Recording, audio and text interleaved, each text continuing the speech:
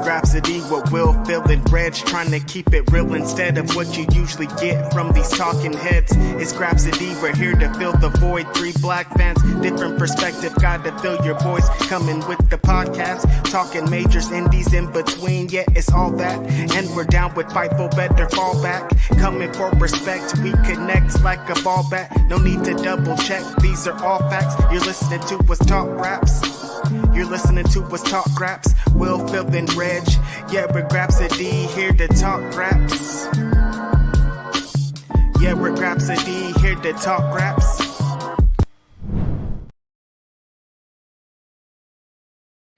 We are definitely here to talk raps. I am here with 2 friends.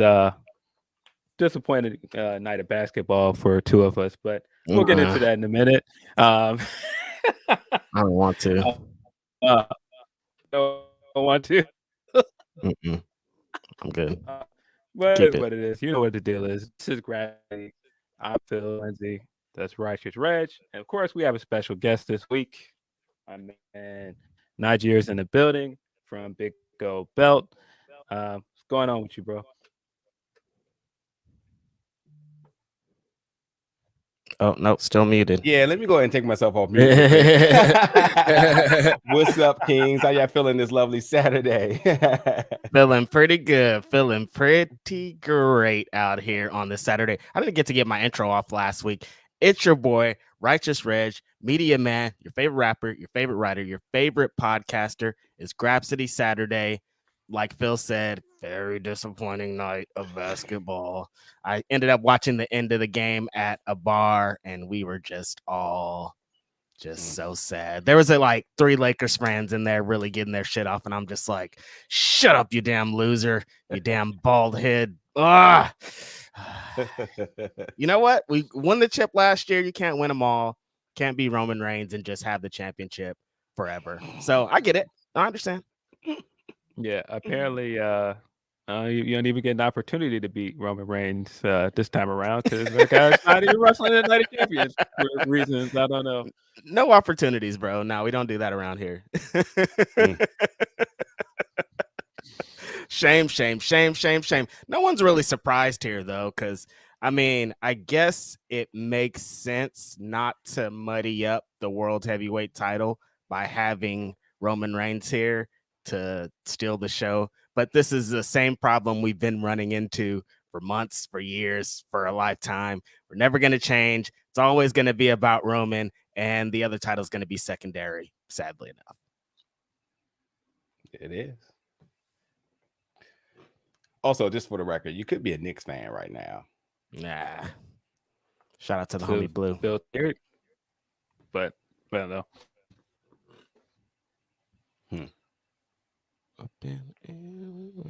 So yeah, what's up? Other than professional wrestling, Naj, what's your week been like around here? Anything exciting? Man, talking with Phil, who having a little bit of internet connection, looks like issue. Mm-hmm. Man, it's been busy, but I think what's really landing on my desk right now is the power leaks, man. The last 2 episodes of Power Leaks, and that has just been disastrous, man. And episode 9 was supposed to come out. Well, it wasn't supposed to come out, but chronologically, it would have came out this Friday. And they always take these weird breaks. So like they skipped this week's, and maybe for Mother's Day, I don't know.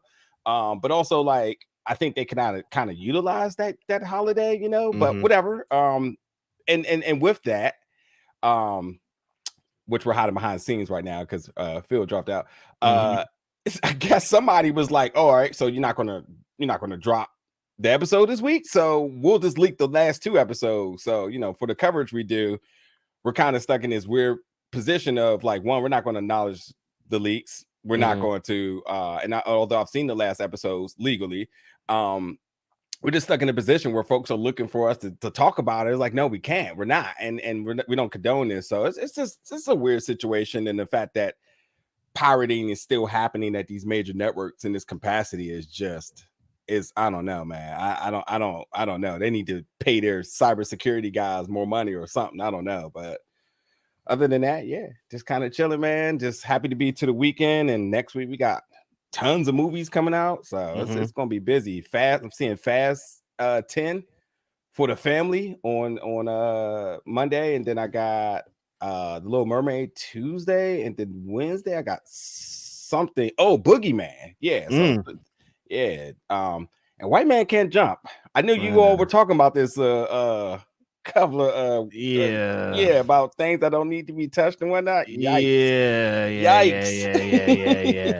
It's funny now. Fast 10 actually has a connection to our pod. I'm sure on after that show is over, you probably would have seen a little flash of one of the bloodline members, OG bloodline members, Mr. Dwayne Johnson, as these rumors have circulated that the boy might be back. And like, I mean, again, here we go. Same Roman Reigns thing. Is anyone really surprised? Like, I knew he was going to eventually be back.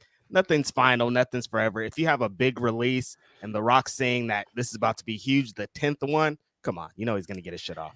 Yeah, and also Black Adam kind of in that DC purgatory area. I guess he's kind of like, James Gunn's not really a fan of mine right now. Maybe they don't have anything to do.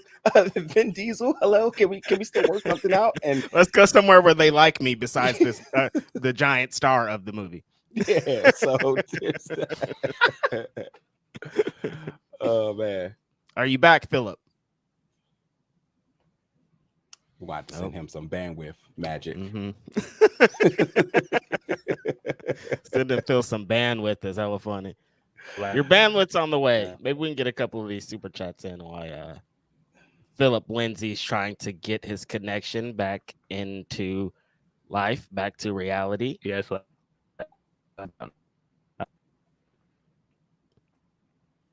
Phil. We're gonna get into a couple of these super chats. Halabasana says, how much do I have to pay to get Humper Chats read again? It's okay. Always going to support you both. Also, effing Don Callis. We should get Humper Chats, I think, going today on this show at some point.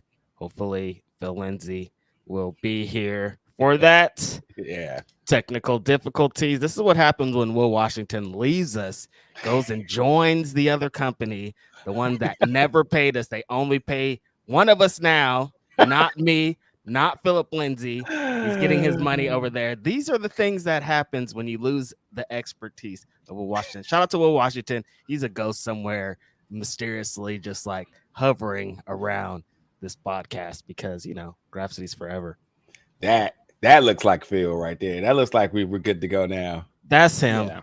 I don't know what's going on. It decided like right when we started to just be real like. We got a shout out to the homie Eloquent who sent in a super chat. He says, Phil, get that LeBron hate out your heart. Good time to come back, huh, Phil? Listen, man.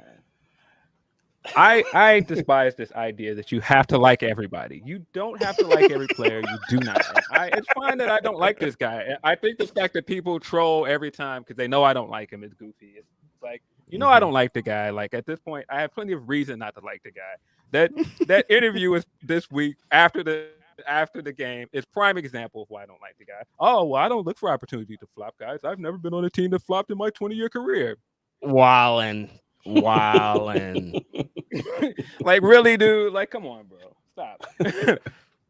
Why would you even say that? We could see you. Like, we can go back. There's footage. There's documentaries, all kind of stuff. But we can see you flopping, bro. Like, you can't just say something and we'd be like, yeah, we believe it. There's 20 to 25 years of worth of footage of you doing this.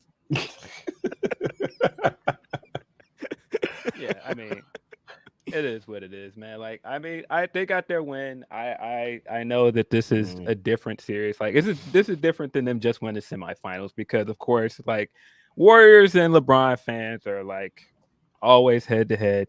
You know, they beat the guy 3-1 in the finals. So now every time they beat him, see, we're better than them. And it's like, all right, I mean, they still have won 3 rings on the guy. So yeah. I mean, I know people want to be like, now, all right, well, this proves once and for all they can't beat him without Durant. And I'm like, I don't know if they know if that proves that, but you know, of course, that's what LeBron fans want to do. I don't.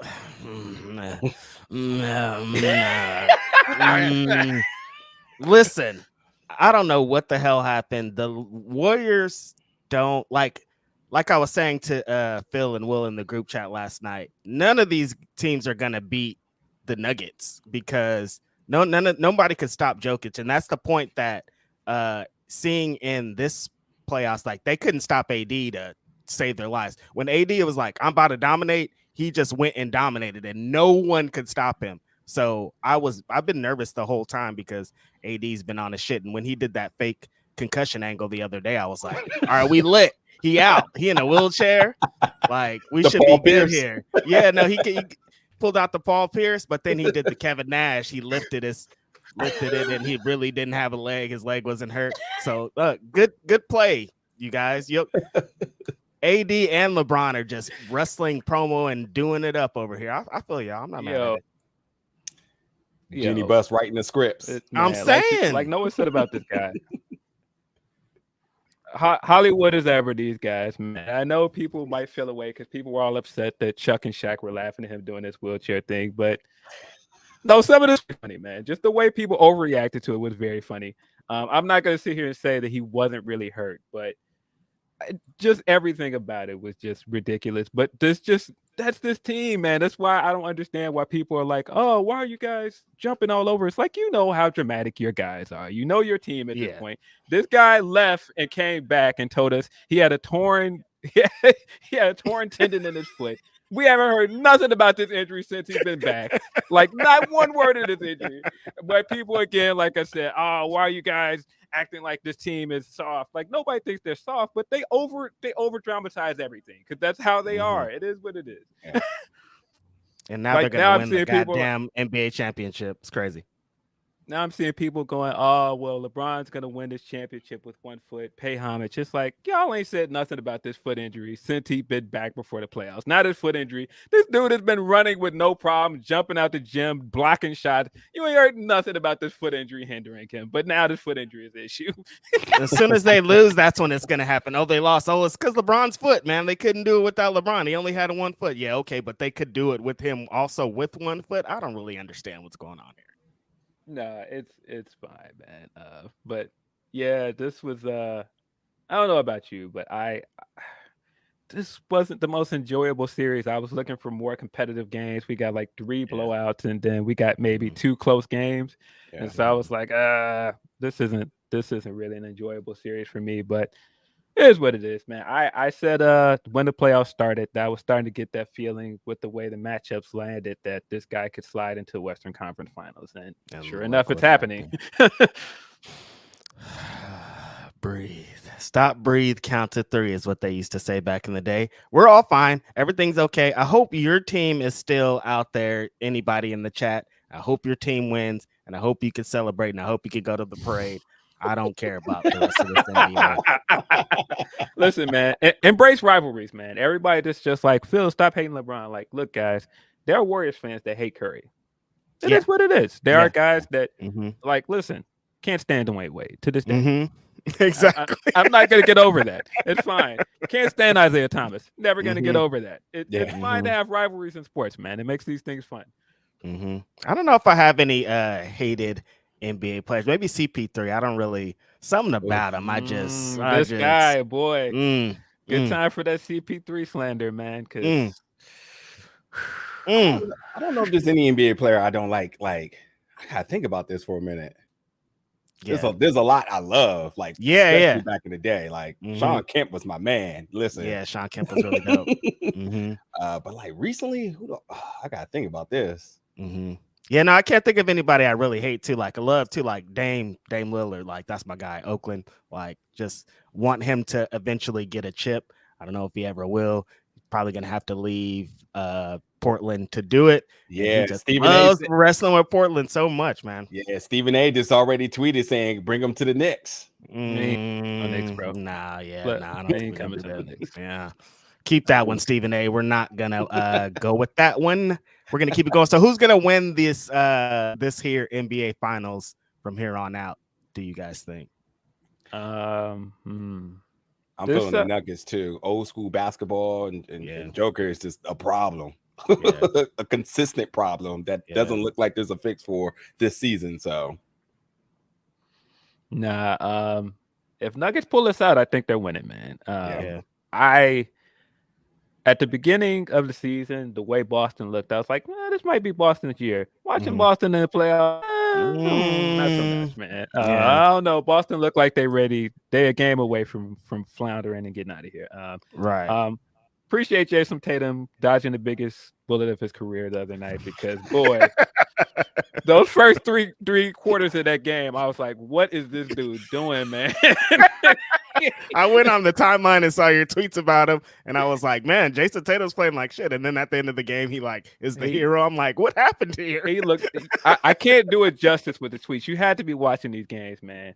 When he was getting bunched up by Niang and he was having problems getting up court, I was like, what is happening right now, bro? But luckily he came in with 4 threes at the end of that game, pulled it together, and it's probably going to send Doc Rivers to another playoff loss. But I don't know what's going on at the beginning of that game, man. I'm glad he pulled it together because I was really concerned for his postseason because the narratives about him over the postseason were going to be real nasty.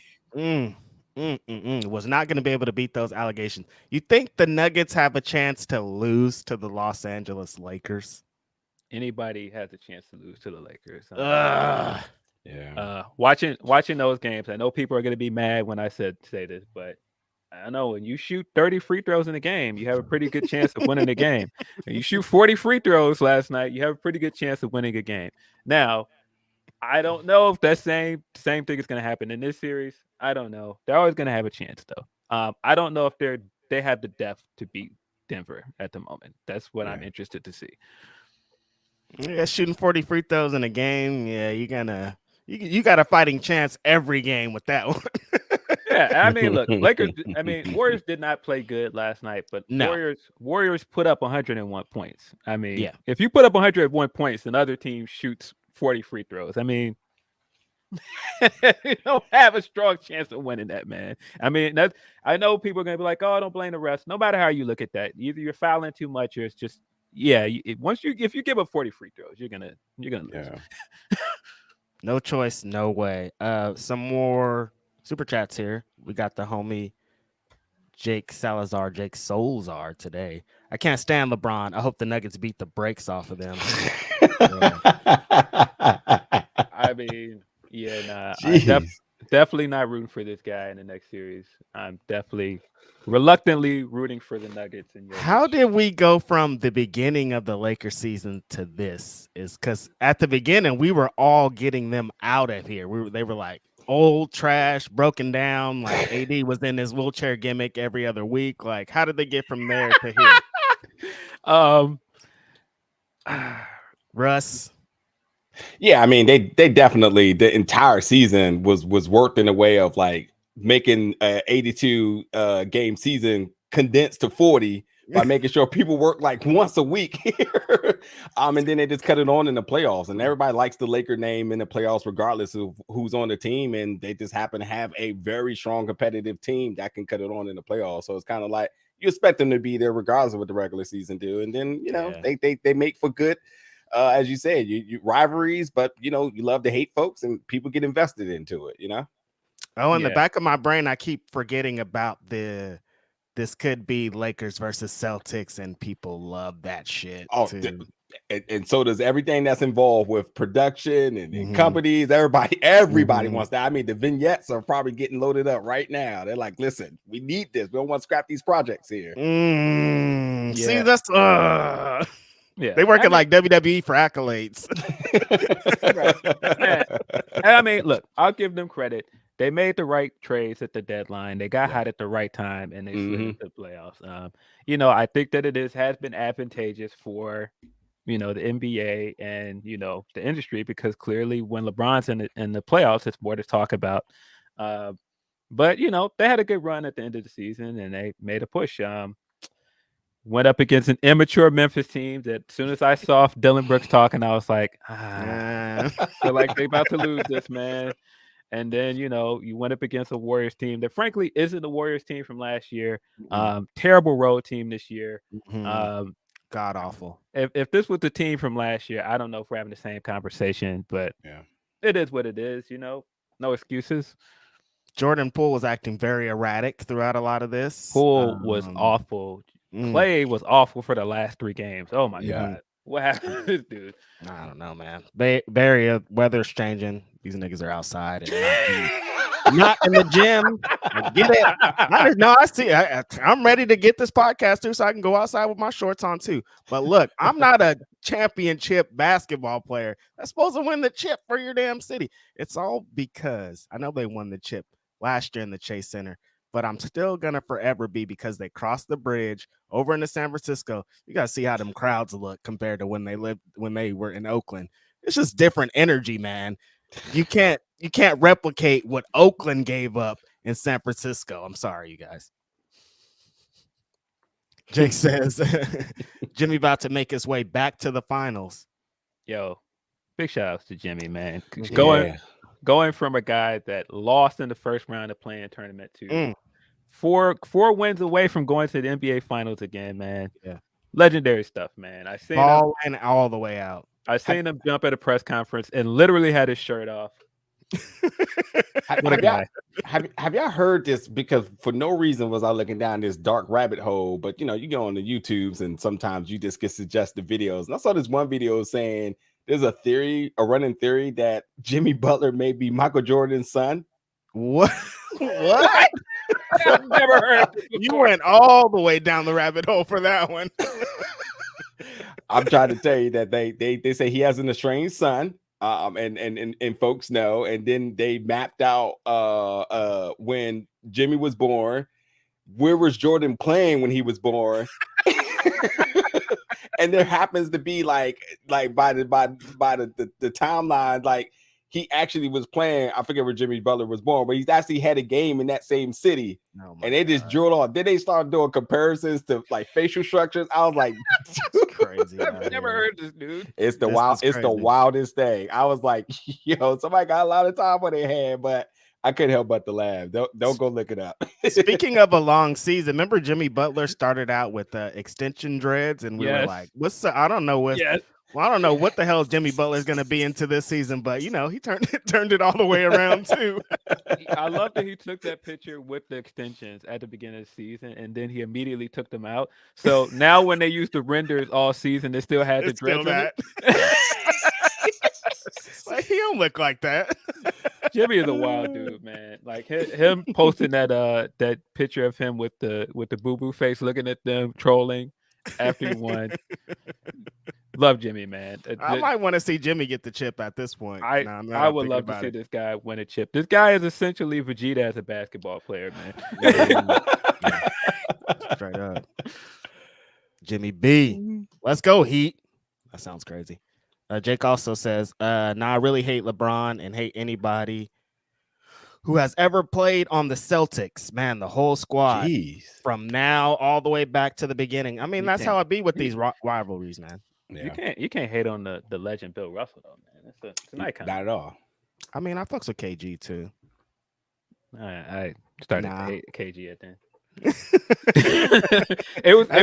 I get it. It was that series the Bulls played them. That was Derek's rookie year, and we played them in the first round, and we were getting with him, and that guy was on the sideline in the suit talking all this trash. I'm like, who is this guy, man? Get this guy out of here. You're from this city. What are you talking about? You're from Chicago. How are you over there talking crazy like this? I'm a huge Paul Pierce fan, so that statement is definitely not valid. And also, Paul Pierce be wilding too. Who didn't like Jesus Shuttlesworth? Come on now. Really? Yeah, if you hate Ray Allen, I mean, I guess if he fried your team a couple times, that could garner some hate. But other than that, like how? Wait, so you're from the DMV area? Are you a Wizards fan then? Heck no, I'm a Rockets fan. Wait, so how did you get Rockets then? Just the day one fans, just back in the day. I'm a huge Clyde Drexler fan, and just kind of went with it. I'm definitely except for maybe the Nationals. I'm no local team fan at all. Not even when Gilbert Arenas was there with the blicky in the locker. Man, that was a wild period within this area. Like And you talk about like how the teams be outside. All these things were happening like we hear these stories about what was happening in the locker room. Yet these folks were out in the clubs, same persona. So you know they had the strap because they came strapped up into the clubs. Like you would think like DC's like some hostile area, and like it really wasn't. But like that's just how they did. And you had the Redskins and folks like there's a lot of players on that team too. Like they just got out there and just didn't care. So it was no surprise. And everybody heard it was kind of like, yeah, that makes it. Finally caught up with them. But I don't know. I think back in the day, I think like when they had, our big three and Karan Butler and Gilbert Arenas and Antoine Jameson, we thought we had something, but then LeBron came out there whispering in people's ears and just snatched the whole soul of the Washington D.C. area. So, but yeah, other than for that, LeBron wasn't a fan. Yeah, oh yeah, it's terrible. You can't take the whole energy from a city, LeBron. That's wrong, bro. Yep. And shout out to the Rose Bar where everybody hang out. And if you seen somebody from any team in Rose Bar the night before, they were not going to perform the next day. and you know what's funny? What team isn't Trent Williams on the 49ers? Or is he on? I forget what team he went to. The lineman in the NFL. Anyway, Trent Williams had terrible years on the Redskins. As soon as he leaves, soon as he gets detached from Rose Bar, Pro Bowl player. And this is like, is Rose Bar really that cursed? Like John Wall, who's officially signed to Rose Bar at this point, should if you know. I don't know, man. This area. Listen, they need to put a sign up outside that says, "If you got a game tomorrow, you cannot come up in here." Yeah. I think they do the opposite. That says, like, if you have a game tomorrow, please come through. Come through. You're gonna be lit. Yeah. I think since the days of Deion Sanders coming to the Ravens and getting that check that he just completely stole. I don't even know how many games he played. I think, and then you got Albert Hainsworth, who also came and got a check in the DC. I think folks is just like, yeah, that's the place where I'm going to like pseudo retire, come get that check and then go move down to Miami and just be out the way. So like, I don't know. It's hard. It's really hard to take the area serious when it comes to sports, even though the Mystics and the Nats and the Caps be trying to do something. Basketball and football, forget it. Dan Snyder sold the team. Yeah, I got Magic as co-owner out there now. Yeah, let's see. Good luck. See what that looks like. Yeah, I missed the power talk when my internet was going crazy. I have not seen the latest episode. I have not watched the leaks episodes. Please don't spoil it for me, people. But yeah, I think the dope thing about what you guys do at Big Gold Belt is you guys don't just cover wrestling. You guys get into all of the other stuff like Atlanta or like TV shows. I see you like doing like the red carpet stuff. That's dope. Appreciate you. And listen, there's always a seat for you two kings to come through and chop it up with anything, man. Me and Phil off the record was saying, Heel season 2. I mean, it's wrestling, it's television. Well, let's do something. That's the same for you, Reg. Yeah. Let's I do like something. That. Yeah. A couple more super chats. Our homie Eloquent says we're gonna have to have a convo about KD without Steph. Yeah, KD made some bad decisions, man. That Brooklyn move wasn't a good move for him, man. Check. Yeah, not a good move. And I don't know if I would say the Phoenix move wasn't a good move for him yet, because he hasn't been there a whole season. It's just that Chris Paul is not reliable at this point. He got that big contract and he's 38 now, man. His best years are kind of behind him. Like now, it's not. And now it looks like you don't know what you're going to get out of Aiden. They might possibly trade Aiden. I don't know, man. Phoenix not looking like the land of milk and honey like it did when he first got there. We'll see. If he thought he was about to go win a chip with Chris Paul, he needs to reevaluate. Chris Paul is like going to be forever one of the biggest what if stories in all of the NBA. And I honestly think if they had allowed that trade, is that the only trade that's ever been blocked by the NBA ever? Feels like it.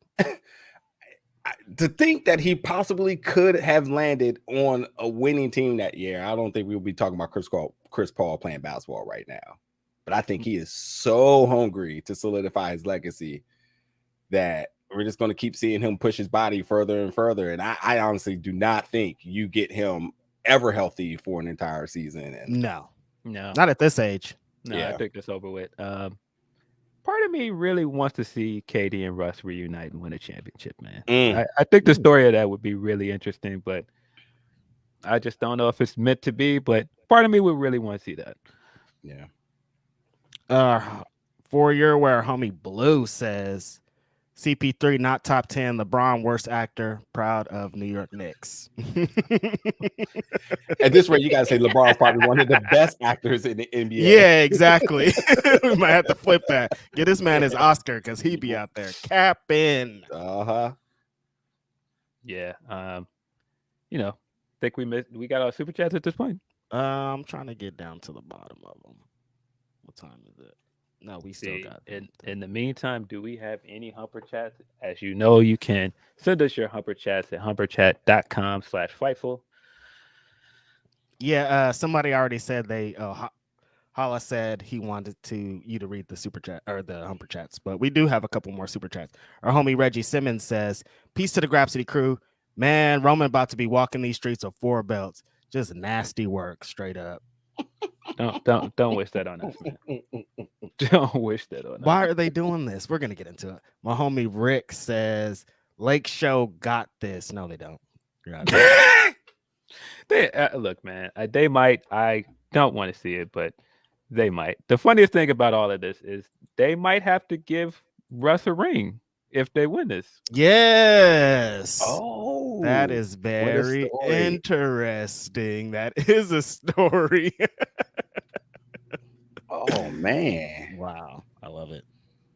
What a season, Lakers. Y'all, that is really the NBA script writers are really going off out there. Man. Crazy season, man. They are writing. Man. Pay them some more. They should. I hope they out there at the writer strike too, because they are going. Leonard Aaron says Butler and Jokic are the only ones who deserve to have their stories finished. Jokic and Embiid would be a new age Olajuwon Robinsons if we got that. Yeah, I think Sixers blew their chance, man. They should have won that game on Thursday night, and when they didn't win it, I think that's it, man. Like I can't see them going into Boston and winning tonight. Yeah, it's gonna be tough. Eloquent also says, shout out to Athena. She gave Sky Blue her best match of her career. In my opinion, she's the best current champion in all of Ring of Honor / AEW outside of Orange Cassidy. Huge agree. Yeah, 1000%. Definitely the best women's champion over there. Homie Van Twinblade says, LeBron, you can't just take the energy out of a whole city. So he's a Sailor Moon baddie. LeBron's a Sailor Moon baddie. Go ahead.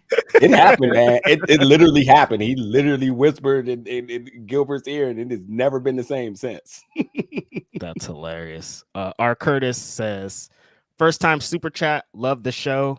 We were rocking in Detroit until damn near midnight for Dynamite. Yeah, shout out to Detroit. Y'all were really going up this week. We're gonna get into that. I think that's the end of the super chats for now. So, shout out to everybody again, always for sending super chats. Y'all are dope. Feeling dope this morning. A lot of basketball talk, and I'm very sad still. Just want to reiterate that because like the energy in Oakland is so different when the Warriors win. Like everybody's happy. People are getting hypey in the streets. There's gunshots. Wait, that's just normal, I think. But yeah, you know what I mean? Like it's lit out here, and like it's just not gonna be the same having a whole summer of the Warriors not being the NBA champions. Yeah. Listen, man, I'm a big Curry fan. Part of me really wanted to be able to gloat about him winning 5 rings before LeBron. But it is what it is. You can see them coming into the playoffs, and you can see that they just weren't the same team. Yeah. No, it's tough. Sad. Maybe I'll see Curry outside in Oakland. That'll be something. Maybe. I'm sure you'll probably see E40 out there for sure. 1000%. And Mr. Fab, he's always outside. Shout out to Mr. Fab. Shout out to all the Bay Area legends who don't get enough love. The series, we were doomed when Sacramento kicked E40 out of the game. Like it was all downhill from there. I'm like, damn, this is not a way to start the season, not a way to start the playoffs. What a great series, man. Him getting kicked out of the Kings Arena. Draymond stomping on on my man's chest, I man. forgot about that. And then calling the crowd pussies. I'm like, yo, a lot was going on. What a series, man. Shout out to the Warriors, man. Y'all really tried it. Next year for Draymond, Have y'all this team might look very different next year, I think, honestly. have y'all seen the blind spotting recent episode on season 2 with E40 in it? I haven't seen it. Oh, I'm just gonna leave it at that. Go look at it. It's the funniest thing I've ever seen. Like, I gotta watch that. They filmed that where I used to live, like on the same street. They'd be like, "We're shutting down this street to film blind spotting." So everybody should check that out. It's a great representation of Oakland, California. It's crazy out here. Yep. Crazy. Do they have a Chicago show like that? Southside, maybe. Southside is Southside fire, but it's canceled now, so yeah, gone. I guess the Shy was hot. Does for that a count? minute. I was gonna ask, is that like a good representation of Chicago? To be honest, I've never seen a single episode of the Shy. Southside get all of the Chicago references. I love Southside, man. Still, rest in peace. What a great show. I can't believe they did that to Southside. Jake says, Phil, let's talk about it, man. LeBron out here, boldface line saying my team don't flop. I have never in my life wanted to slap the fuck out of somebody so bad. He really said that out. LeBron said this out loud, and everybody was like, yeah, the reporters are like, yeah, you're right, LeBron. You're not right. You're a liar. Yeah, I was in total disbelief watching this. It was just like, again, people at this point that are like, oh, why don't you like this guy? And I'm like, I had an entire 5 years as a Bulls fan of watching us play this guy and his shenanigans on our floor. No, you don't get to now tell me that you've never been on a flopping team. I remember Mario Chalmers flopping all over the floor. I remember Wade flopping all over the floor. I remember you flailing your head all back. No, you don't get to tell me that in 2023 that you've never been on a flopping team. Flailing your head all back is hella funny. and then the whole flopping rule that they changed.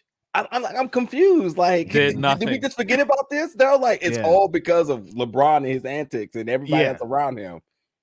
No, we forgot about that. That's out. Yeah. Apparently. Get into some of these upper chats. See, Black Phoenix brand, Spotify names Still Dre as the greatest beat of all time. Argue that if any Dre beat is the GOAT, it's nothing but G-Thing. What say you fellas, especially Reg as a Cali guy? What's better, more iconic, Still Dre or Nothing But G-Thing? I agree. Nothing But G-Thing is definitely more iconic. That's far and away that's the first egregious thing about this dumb list. Stop making lists. Yeah, I know what y'all are doing. It's engagement. It works every single time. There's never a list that comes out and we're just like, I don't know, that's a dumb list. We're all like, I hate this list, and that was me immediately. Still, DRE is not even the hottest Dr. Dre beat. You got to start there. Like, I think Nothing But a G-Thing blows it out. I think next episode, like, totally blows it out the water, too. Like, if we're just talking Chronic 2000, like, I'm taking next episode if I'm taking a Dr. Dre beat. Like, I want to know who made this and why they made it. It's just like the top 10 is just makes me mad, honestly. Like a Millie, I like a Millie. I think it's a really dope beat, but I don't think that's a top 10 hip hop beat of all time. Saying a Millie is a top 10 hip hop beat of all time. The most egregious top 10 was Sicko Mode, though, because that's not like Sicko Mode, dude. Come on, like what do you even? That's some recency bias. I will say with a Millie, that was kind of one of those you had to be there things where the amount of people that jumped on that beat for freestyles that year. True. Was absurd. But I don't know if that makes it one of the top 10 beats of all time. I get the argument for it, but I don't know if I would say top 10. That's high. All right, let's go through the top 10. Number 10 was Missy Elliott, Get Your Freak On. And that's not even her best. Exactly. We're talking honestly, Missy Elliott, who was with Timbaland, and that's the beat you picked. I think Soccer to Me is easily the best beat that's come out of The Rain. Come on, man. What are y'all talking about? And y'all picked Get Your Freak On? Yeah, no. And then number 9 was Sicko Mode. Number 8, Still Tipping. I fucks with Still Tipping. Yeah. I don't know if it's a top 10 beat of all time. All the you got to go by regions and stuff, and like all the Southern classics. I don't really know. Right. Still Tipping does it, but Right. Whatever. Number 7's All About the Benjamins, the remix. Pretty fire. A lot of people were rapping on that, kind of like what Phil's saying when it came out. Like everybody in the world was trying to spit to the Benjamins beat, as they say. Facts. Number 6, a Kanye track, Power. Of all the Kanye songs, like Power is like that's the highest on the list. Power. Yeah, that's that second riff is mean. I don't know if that's his best, but I gotta think about that for a little bit. All the Kanye West beats and Power. I don't know if Power is the one. Like, but my Dark Twisted Fantasy, I think, is probably the best. Incredible. I don't even know if I can even say that because I really like what he did with Graduation. Got a whole set of beats too. Graduation got some crazy beats on it. He has a lot. lot. What's the joint with him and Jamie? Shout out to Jamie too on his Speaking of already home, shall I say? Yeah. Oh yeah, you talking about what do you call it? Slow jams. Slow jams.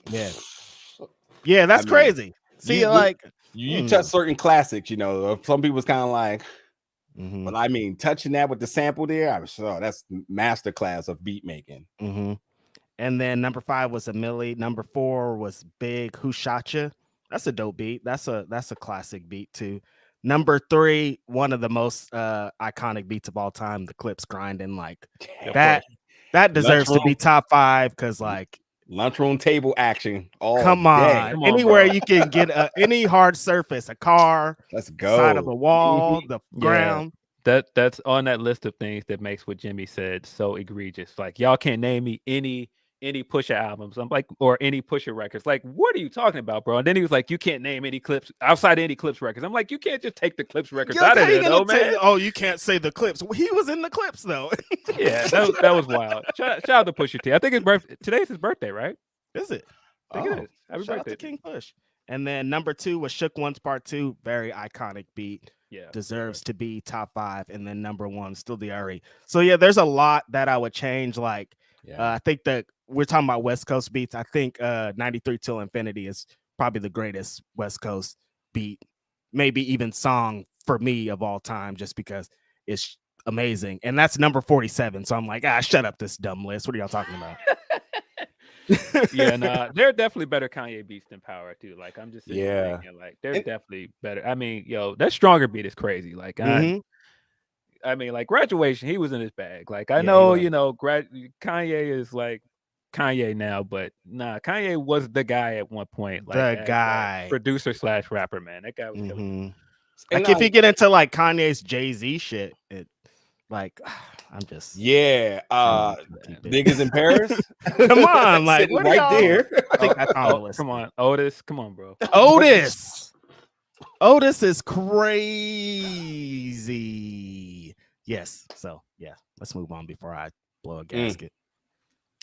Is there any trap music on the beat? Like that whole era of Jeezy and T.I. Is there anything down there?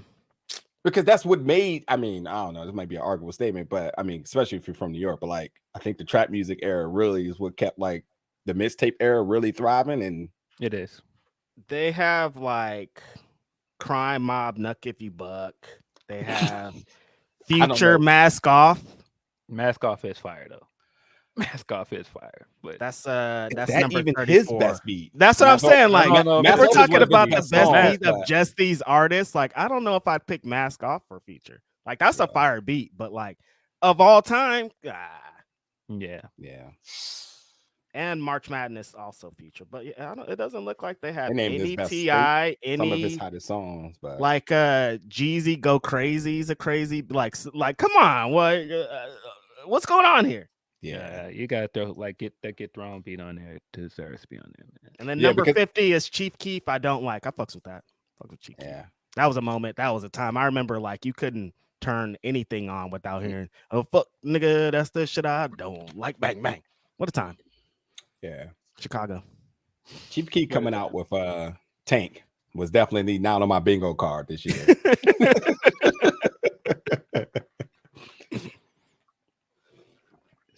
Yeah, I like Uzi. Let's see, we got Anwar Starwin.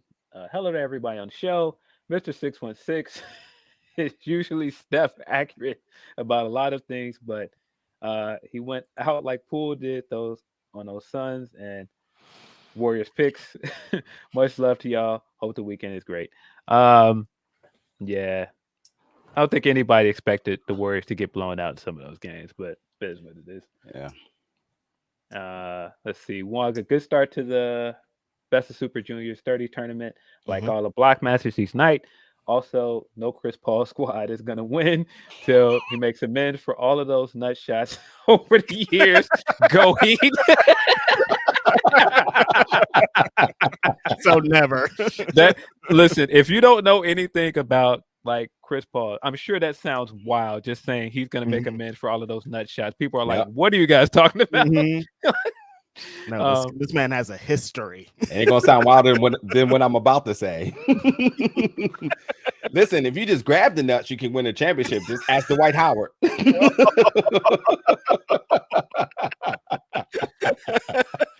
He was going about it all the wrong way this whole time. The wrong way, man. Nah, man. You got to finesse these things, I guess, man. I'm saying you got to be gentle. Yeah, man. That was a wild era back in there. Him and Chris Bosh, they had like tons of footage of just grabbing people's butts. It's like, what? Hey, interesting strategy. It worked. Yeah. Got ranks. Is Bosh involved with the NBA at all? We don't really see Bosh that often. We saw him get his Hall of Fame induction, but we haven't seen him in a minute. Yeah. I mean, great player, and I could imagine a great ambassador for the sport, but like, you know, the health thing, he just really I guess he just prioritized his family and just step out. It's a lot going on. Even if he just started to be like an analyst, like you're still putting in a lot of work for the NBA. Yeah. Let's see. I was going to say the NWA. Do not put in work for the NWA. No. Yeah. Let's see. Black Phoenix brand, also non-wrestling related. It's a glorious day in anti-warrior world. Couldn't have happened to a nicer team. Whatever happens from here on out, I can sleep without knowing Golden State Warriors going home. Courtesy of the king, no less. You love to see it. I mean, I guess. Why? Get your Warrior slander off, I guess. But okay. Still, we earned it. We deserve it. Still a dynasty, man. Yeah, still a dynasty, man. Still 4 rings. Change the whole game of basketball. Doesn't matter. Whatever. Yeah. Oh, don't doubt.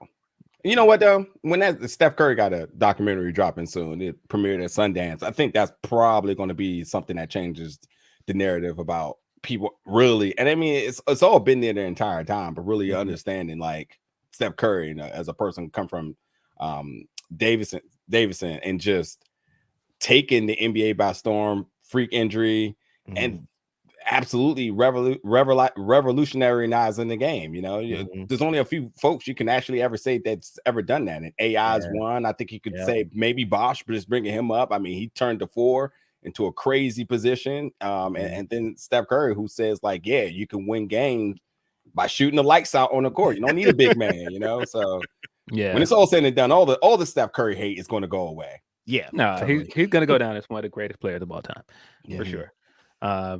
I don't know I guess this is a wrestling podcast. We talk about wrestling here, I guess. Yeah, let's get into some wrestling. I don't know. I guess Backlash, right?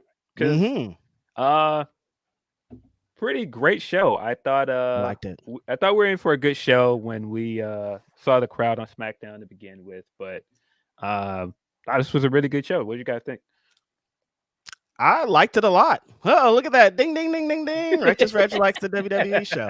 Now, the crowd, I mean, just like you said, that shows how much a wrestling show could change with an amazing crowd like that. Like, having the crowd as kind of like a sixth man out there of like, this match, there was a bunch of really good matches too, but then the crowd made them great matches. And so I thought everybody out the gate was crazy. Bianca and Io was super fire. People didn't like the result.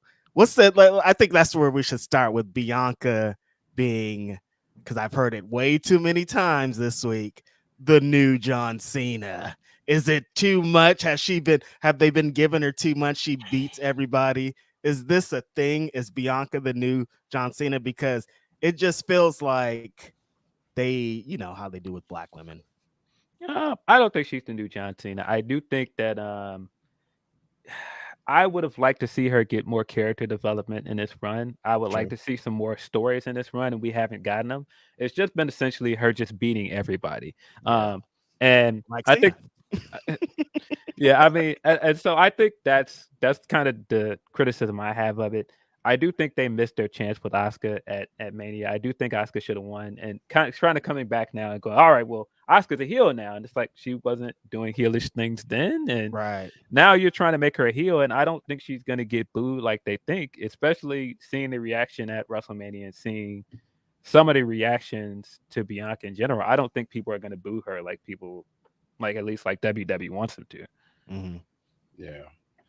I was about to say I don't get the Cena references, but now I think about it, I honestly I think my love and appreciation for Bianca goes back to the WWE Combine. And I always reference this, that like that was one of my favorite things that WWE has ever done, because while it was just legitimately having folks and real folks from the NFL coming in and sort of proctoring these folks, really us getting the exposure to seeing who these athletes are. And they need to do another one for this whole NIL class that's coming in. But seeing Bianca dominate, this ain't a story, this ain't a script, this ain't a gimmick.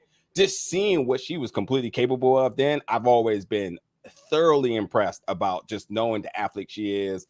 And this entire time, I think, has been just a display of her athleticism to every degree. I think that's what I'm starting to pick up on in each match. It's just seeing how far physically she may go. The character hasn't really worked, but then they threw the companion piece to it and said, okay, we're going to give her a show. And I think that's where they're going to start to build the character, which to me, in the promotion of that, and anytime you're dancing with Disney here, which is not only is this show going to be big because it's on Hulu, but now they're talking about like Hulu and Disney Plus combining. So like you really about to bring more eyes into this. Yep. You got to keep her strapped as the champion. You also have the accolade of getting at 1,000 days. It's just unfortunate that, you know, there may be other wrestling storylines that make sense. I thoroughly agree that Asuka, they had that right there ready to go. But I just think for business purposes, you kind of have to keep her at a standstill. Just let her just kind of do what she do until you can get all the like the publicity stuff ran, all the you know, the press stuff, the PR stuff that she has to do. And then once they cross that threshold in terms of finishing all the filming and whatnot, then I think they're going to refocus back into what they're doing with her story-wise. So it's sad because like as just through a wrestling lens, you're just kind of like, yeah, that was probably not a necessary win there. It doesn't hurt her in terms of how you look at it. So like, which one of these losses would not hurt her? And so Asuka doesn't hurt her. Amazing match. The EO one would have been the biggest surprise, and also say that wouldn't hurt her. But again, I just think all of the business, you know, aspects around her is what's kind of really keeping her protected right now, if I can say that. So yeah. I mean, now I listen to you say that. Would it be fair to say that people appreciate what Bianca represents more than her actual character? Because I think that's what people love about her at this point. That, you know, she is this like strong and authentic Black woman, and she's winning and doing it on such a big stage. And I think that's what people enjoy a lot about her. And so I think that's the disconnect with some fans that don't see that. Right. And so I think for those fans, you do need the character stuff to draw them in. It's not enough to just be like, we appreciate what she represents as Black wrestling fans, because not all fans are going to see it that way. That makes a lot of sense, because that's exactly how I feel. And I was bringing up that point about the show, like really like, oh yeah. There's a show that probably still filming. Her having that championship in these scenes is great for business, great for her. And after the show premieres, I think it is going to have that kind of effect where people are going to be like, oh, I get it. She's doing all these things. She's representing this. These a legion of little Black women, Black kids, Black people that are just like enamored with this person. And then Montez also is going to be getting a huge rub too. So this is going to be very interesting. And I'm excited to see where it goes. But they'll develop her going on. On the other side of the women's division was the SmackDown Women's Championship. Rhea Ripley defended against Zelina Vega. Zelina Vega got a monster pop here.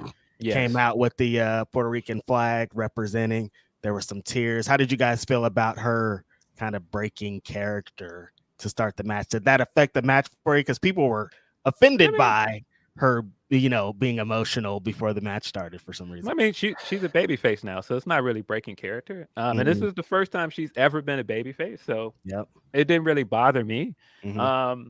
I thought all of that stuff was good. It put over just how much the Puerto Rico crowd meant, how much that show and Backlash meant. And I mean, I think if anything, the great thing about Backlash this year is it didn't feel like a B pay-per-view. It felt special. It felt like a big deal. And I think, her being emotional about it, just the inclusion of LWO and all that other stuff made this show feel special. Yeah, you were nice calling it a B pay-per-view. Seriously. Yeah, no, seriously. I mean, listen, as we all try to, strive towards, inclusion and diversity. And when you get this alignment of the stars with Zelina Vega being able to represent her country by, her being in a main event for a title, then getting to put the flag on, and then you're in your own country, and then you probably got family, friends, and so on, and folks don't want her to be emotional. Yeah. Come on, her mother and her family were front row. Like I think it was a great moment for her. Bully Ray coming and saying, "Oh, this was it. They should have made the moment by making her champion." Parallels. Because some dude that's blonde did the same thing at WrestleMania. Came out just blonde. He had an emotional moment. His mom and daughter and wife are in the crowd. He's crying, kissing babies and shit. And then he lost, but they need to tell a story. But for Selena, same thing. Oh, hey, they had this moment. I can't believe they didn't execute in this moment. But why didn't you say that about Cody? What's the difference here? I really don't understand what the difference is. Yeah, I mean, I think the bigger difference for me, at least, is that Rhea's just getting started with this run. It's too soon to take the belt off of her. I think, if anything, and I tweeted this, that I think they missed a moment with Io more than they missed a moment with Selena, because I mean, that crowd from the beginning of that match on was fully behind Io. Yeah, and I think they had a chance to start something with a face turn. I still think the face turn with her is coming, because she essentially had the match won at some point until Bayley stepped in, and then the stuff from SmackDown this week definitely makes it feel like Bayley and Io are eventually going to come head to head. Now, it was 1000% Bad Bunny, Zelina Vega, and Io Sky as the hottest, the most over in Puerto Rico. Very interesting enough. I didn't know if we expected Io to be so super over out here, but I mean, Io is amazing. It's not really that big of a surprise. Yeah. I think if you're talking about surprise, though, I mean, the wrestling enthusiasts, we already know what Io's done for over the years, and even if you just only have looked into WWE, so I definitely seen what she's been doing in NXT. I think, to me, what was surprising is just it seemed like the casual fans were behind Io, and I was like, I didn't see that coming. So it definitely was like a weird paradox of folks not behind Bianca, but folks with Io. I don't know, but what a hot match, and I think they both got future plans that are going to make sense. We'll see Io in the title picture again very soon. Yeah, I think that's the good thing about them circling back to Asuka. If they do decide Asuka's the one to beat Bianca, you can do the Io match. You can do other stuff with that. So I'm interested to see what they do going forward. That I think both women's matches were very good. They were.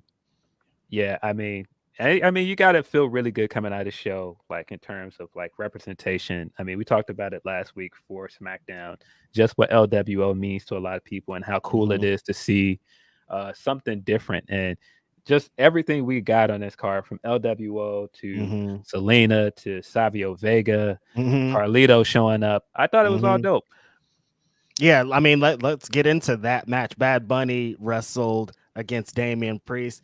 Bad Bunny had, no exaggeration, people have been saying it all week, one of the greatest entrances in wrestling history. For sure. This was crazy.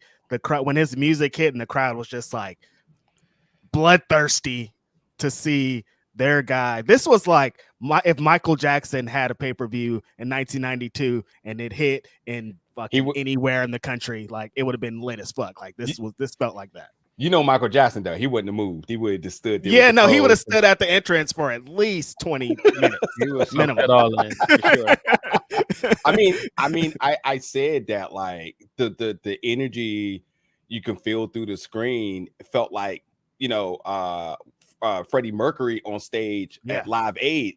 That crowd was in unison. There was no other anything happening in the world right now than the biggest artist in the entire world get ready to come out and like to wrestle. It's insane. Listen, I jokingly said that there was a lot of wrestling fans in there, but there were also, if you took a look in the crowd, there also was a lot of folks in there that said, "Oh, I heard Bad Bunny was having a concert tonight."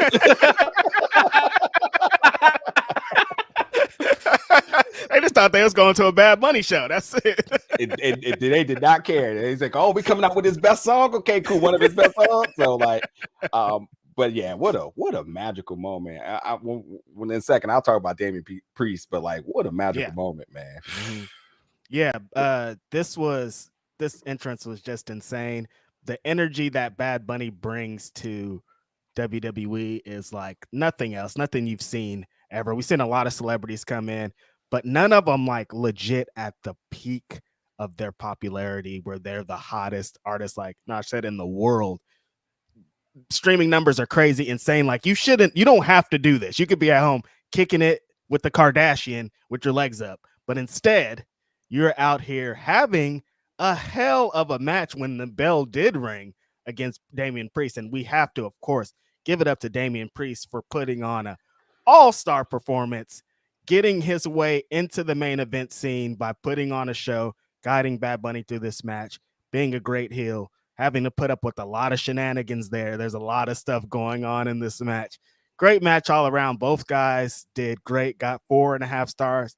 In the Observer, Bad Bunny got 4.5 stars. What a guy. Wow. Snoop got 1 star for his match against The Miz, and Bad Bunny got 4.5. So shout out to them. Yeah, man. I don't know, man. But yeah, no, man, this was great. We've come a long way from the discourse of who's Bad Bunny. Very far. Come a very long way from that. Now I was gonna say, and honestly too, if you were at the point of like who's Bad Bunny, I mean, hopefully you were smacking those keyboard keys and on Google trying to catch up quick, because like the biggest artists in the world right now, Taylor Swift, whether these are your favorite or not, but Taylor Swift, The Weeknd, Bad Bunny. I mean, these the folks, and Beyonce. And listen, these are the folks that are global stars, and as you mentioned, this could have been a bucket list thing for him, but the fact that he really went out there and did the work speaks numbers about the appreciation for the sport, but also at the same time too the work to put in for the sport. It was a crisp match, and then you also, as you said, you got to give Damian Priest his flowers. And I was saying this on the podcast this week that this Damian Priest, Puerto Rican at home, everything that you can say about Zelina, now put that in Damian Priest. Now say, okay, cool. So we're going to have you work the biggest artist in the world. No pressure, just the biggest artist in the world in his hometown. And like, you're going to play the bad guy. And there's a lot of reasons why you should celebrate, be happy, be wild, a bunch of positive emotions. But you need to stay face and be angry, mad, heel, all the heel antics, and do your thing. I can't think of a lot of people that can do this and put on a good match. I mean, granted, were you talking about stardom? When you talk about just being wild and either, pinch yourself in terms of like where you're at in life or the opportunities that may be in hand, some of these things are just larger than life. And I cannot imagine Damian Priest sitting there the day before doing WWE community work and then saying, so by the way, I know you're having a good time working with the kids and all that stuff. You got to work a match with the biggest star in the world. No pressure. And don't injure him. He has a concert tomorrow. If you do, you're out of here. Yeah. And best believe, even though, I wasn't on site and nor do I have any like context to this, but best believe every nightclub and everything in possible reach of that area was saying Bad Bunny making a special appearance tonight because, it's just what it is. And like understanding that like either he really do have to appear or they're just selling it. You have a bigger job into making sure not only you do the match, but you got to protect this guy. Yeah. Otherwise, those insurance people are going to be knocking on your door like, you don't want that. He's going to have to miss a couple of dates, man. Bad Bunny, obviously, I could imagine a good sport, obviously, shooing that away. But then you also take the bad press from that, too. You don't want Live Nation after your ass and E News and TMZ. No, you don't want that. Thank you. Yep. Good Morning America. All these folks are going to be looking at said the biggest artist in the world has just got hurt in a wrestling match, and the first thing you're going to hear is, "Why is he wrestling? What is he doing there?" You know, and this guy, and they probably won't even call him by his wrestling name. They'll probably just drop his whole government, like this guy, blah blah blah blah blah. They Here's definitely going to drop his gummy. So. And again, like, you know, that's just, you got to give him his props, man. That's just, you know, as dance partners, because, you know, that's sort of what wrestling is a choreography between two folks. You got to trust one another. You got to give him his props that he was able to step up in the biggest moment of his entire life to put on one hell of a match for the culture, for sure. Yeah, definitely. Yeah, and I mean, we can go into, like, because people have now deemed this guy the best celebrity wrestler of all time and all this. I don't know if I get into that quick, but I do think that a big part of this is Damian Priest helping him look good. Yes. And I mean, that's not a knock on him, of course, because he did do some really wild stuff, like that Michinoku driver he pulled off towards the beginning of the match. I was like, that was the first spot of the match. What? Bad Bunny, he killed it, man. I think they had a really great match. There was a lot of smoke and mirrors here, but it was a lot of really good fan service here with, like I said, Savio Vega and Carlito showing up. Yeah, I thought this was great. I thought the tag match was good as well. Probably one of my least favorite matches on the card, but it wasn't a bad match by any stretch. I'm always for shorter pay-per-views, so give me like a quick 6 or 7 matches and we're out. Perfect. We don't need like 12 matches with, like, it depends on, of course, what the card is, but not for WWE with how much volume they put out shows. Like, they got another show coming up in 2 weeks. Like, they don't need to be doing 12 matches when they're gonna have another set of a big show in 3 more weeks. You know, it all makes sense. Your homeboy, future World Heavyweight Champion Seth Rollins, got a pretty fun match out of Omos here too. The super curb stomp was dope. I thought great finish there. Yeah, I thought that finish was dope. So I got a question for you two real quick. I mean, with everything being all centered around Puerto Rico, and by all means, this is not a sort of a culture vulture statement here. Why do you think they didn't pull the trigger on having Logan Paul involved? You know, he do resign in Puerto Rico, so that's literally right in his backyard. But why do you think they just were just like, no? Might have been unpopular. I've seen him saying some kind of wild things about Puerto Rico. Puerto Rican population might not be as happy with him. Probably not the best idea. Yeah, I don't know. No, maybe that's part of it. I don't know. Maybe they're saving him for something really big. This is Backlash. I think he'll be back by SummerSlam, if I had to guess. Yeah, and the last thing on the Bad Bunny should have been main event. I don't know why. Oh yeah, for sure. Just in the main event, for sure. I'm very, very confused about why they did what they did, especially when the Cody and Brock finish was just so like, there. Very, you know what I mean? Very anticlimactic finish. But yeah, look, man, I thought the Omos match was fun. I knew that Rollins was going to give him a good match because that's what Rollins does. I think all the stuff like Omos countering the stomp the way he did, and just all he did to make Omos look strong and throughout this match was good. But yeah, the finish was awesome. This is now we're on a streak of pay-per-view wins for my guy. Like, this is new territory for a while. Yeah. Like, he's been losing a lot. So he got 2 big pay-per-view wins under his belt. Gonna get into a tournament in a minute. But yeah, no, I thought this was a fun match. And I think Omos has had 2 fun matches in a row. I thought the WrestleMania match was good too. But yeah, Brock Cody was good. I didn't care for that finish, man. Yeah. I thought it was a good match, but that finish just screamed, all right, well, we're not done with this story. Let's do it easy. You know, don't really put Cody over, but let's have Cody win to keep his momentum, but don't really put him over. And of course, we got like why they're going to continue it going into Monday night, and we got Brock back on Monday. Yeah, but that was just such a flat way to end such a fun pay-per-view. I felt like if there was any proof that Bad Bunny should have finished out the show, it was the finish of that match. Yeah. 1000%. Because the fans went home.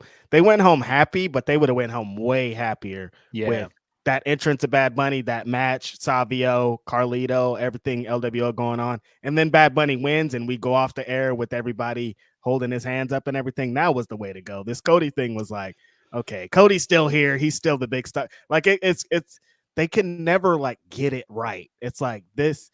They're like, well, Cody needs to be in the main event because of blah, blah, blah. But then like not in this situation. Like you got the big Bad Bunny moment. Fucking make it happen with that.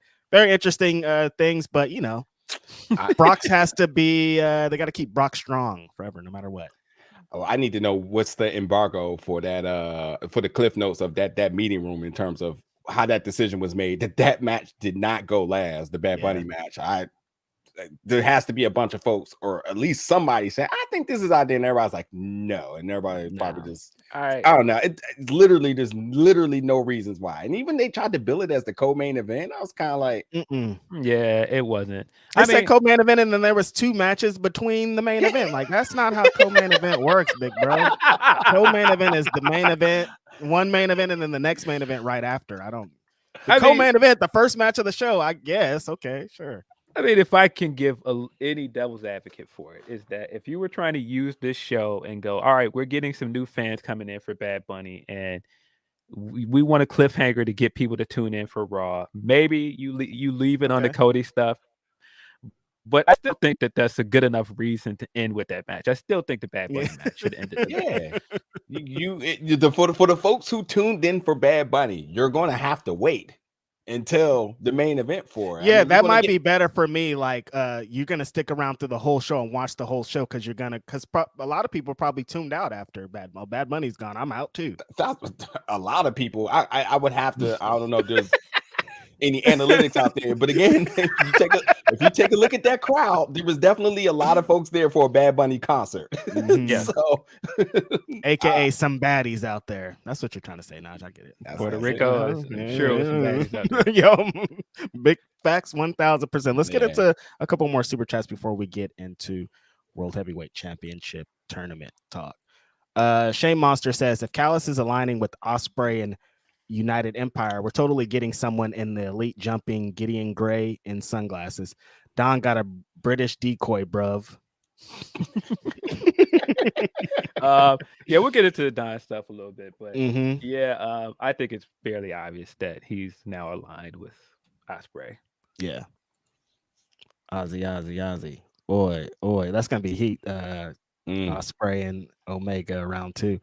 G-Bro says, I'm discovering Dell signature slogans on repeat. I'm thinking he's talking about Dell the Funky Homo Sapien, one of the greatest Bay Area rappers of all time. Gaming from Canada says, hope everyone is doing good and having a great weekend. Definitely ready for Joe versus Punk 4. That's definitely one of the things coming out of this week. The rumor that our guy is trying to politic for his I shouldn't say politic because people look at it wrong. But angling for a match with Joe when he comes back. And it from what it sounds like he's probably going to get it. I think that's probably the best way to do something special with his return, because if you're going to come back with this guy and act like nothing has changed, and looking at the title that they're possibly running with that Dave said, the second coming at United Center, that sounds wild. If you're that's wild as hell. If this guy is still coming back as a baby face and you're just going to act like none of this controversy happened, you're doing a second coming thing, he is going to get a good reaction in Chicago. But I think for people outside the city, you got to make this feel special. And so I think if you're going to do the Joe match, that makes perfect sense, because that's something that's going to get people interested, even if you don't like CM Punk. I think my only issue is kind of from a perception thing. If CM Punk had this problem with these guys, and then he comes back to work with one of his homies. It's like, I don't even like, you know what I mean? He's back, but he's only working with his friend.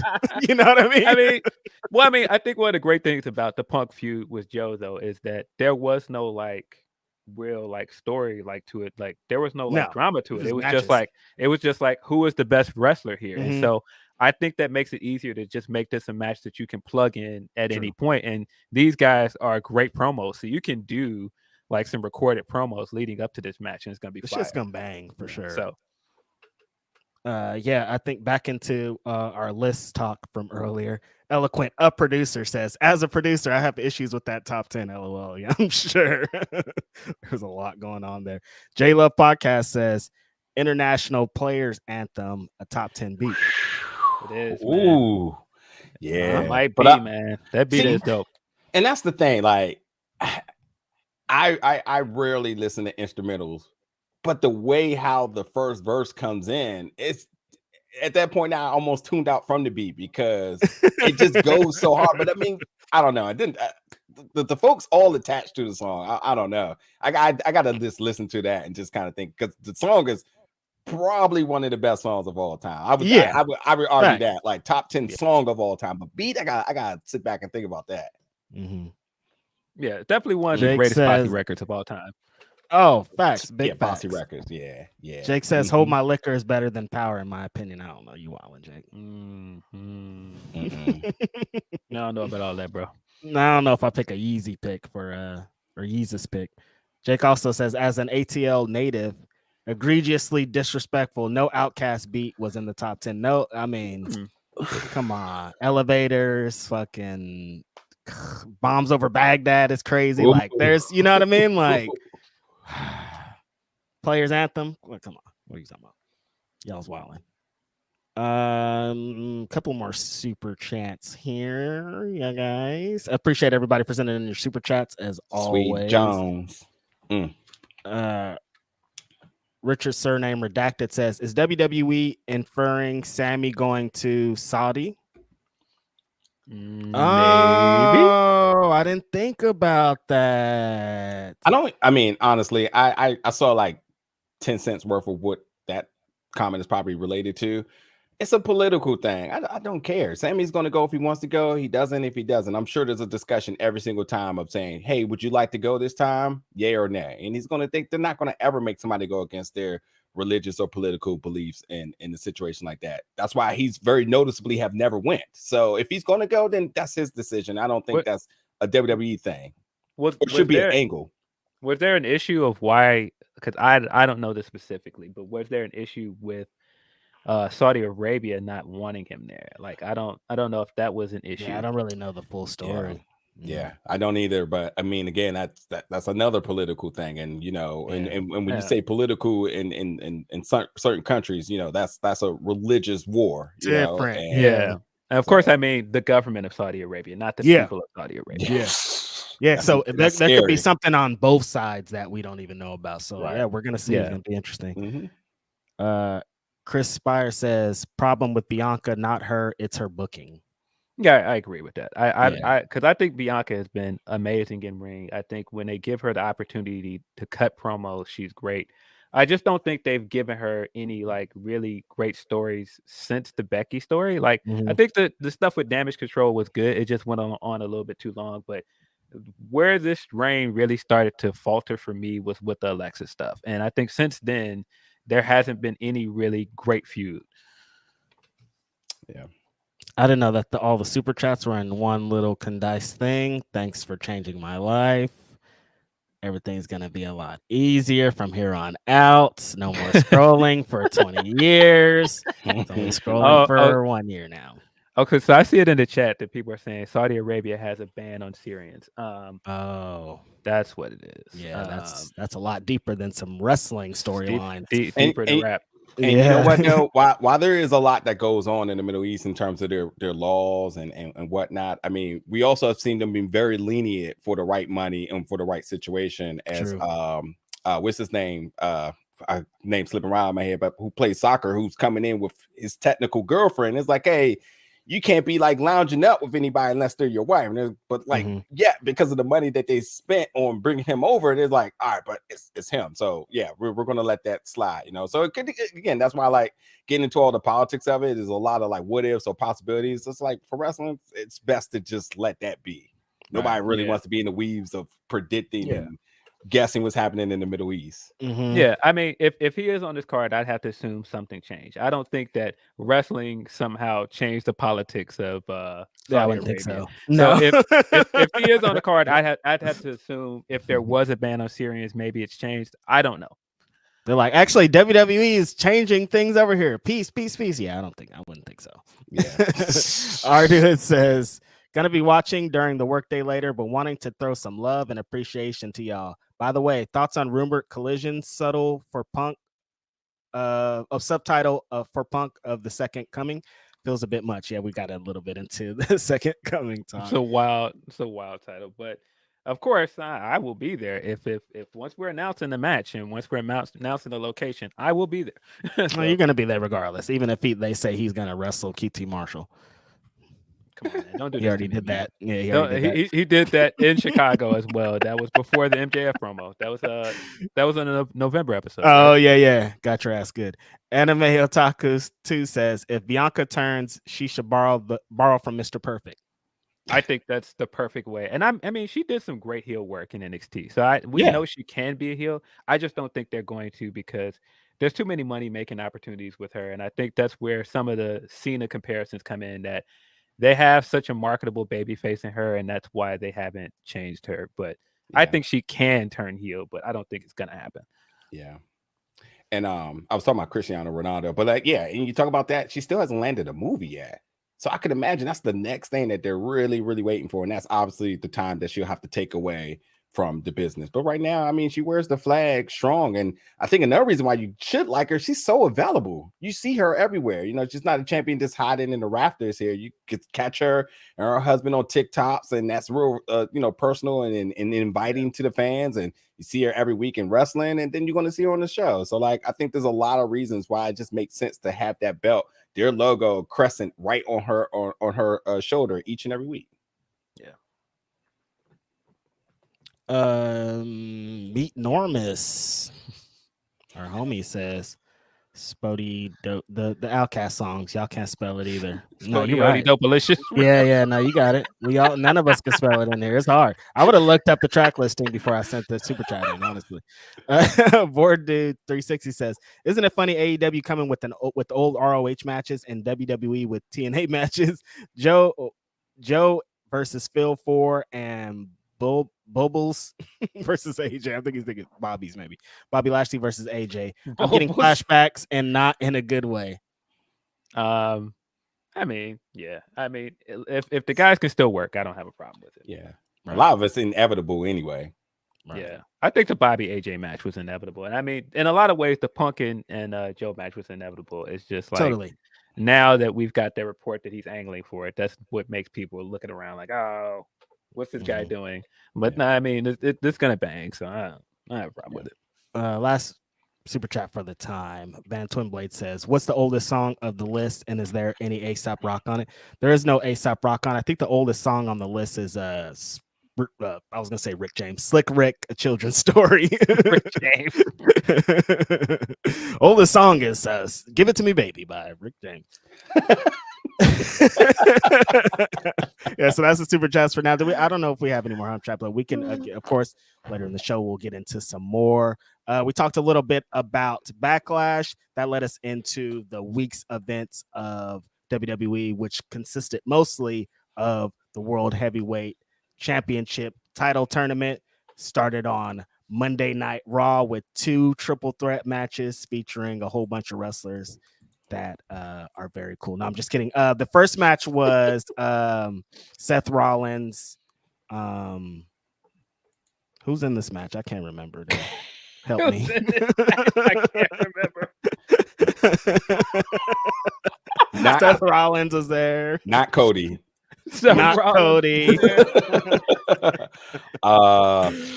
Why am I drawing a blank too? Look, nobody can remember. It's not just me. Who's in this match? I can't remember. Nakamura. Oh yeah, Nakamura. Yep. Mm-hmm. Yeah, and who else was in there? Was Damian Priest in this one? Oh yeah. Damian Priest. Yeah, no. Seth So Rollins. the first night was the 2 triple threat match. The first match of the night was Rollins versus Nakamura versus Damian Priest, which Seth Rollins won to advance. The next match was Cody Rhodes versus Finn Balor. Who's the third person in the match? Finn Balor was there. Finn Balor pinned Matt Riddle. No, he didn't pin Matt Riddle. This is awful. We should have this up, you guys. This is why I'm pulling up the bracket now and acting like we actually run a podcast here.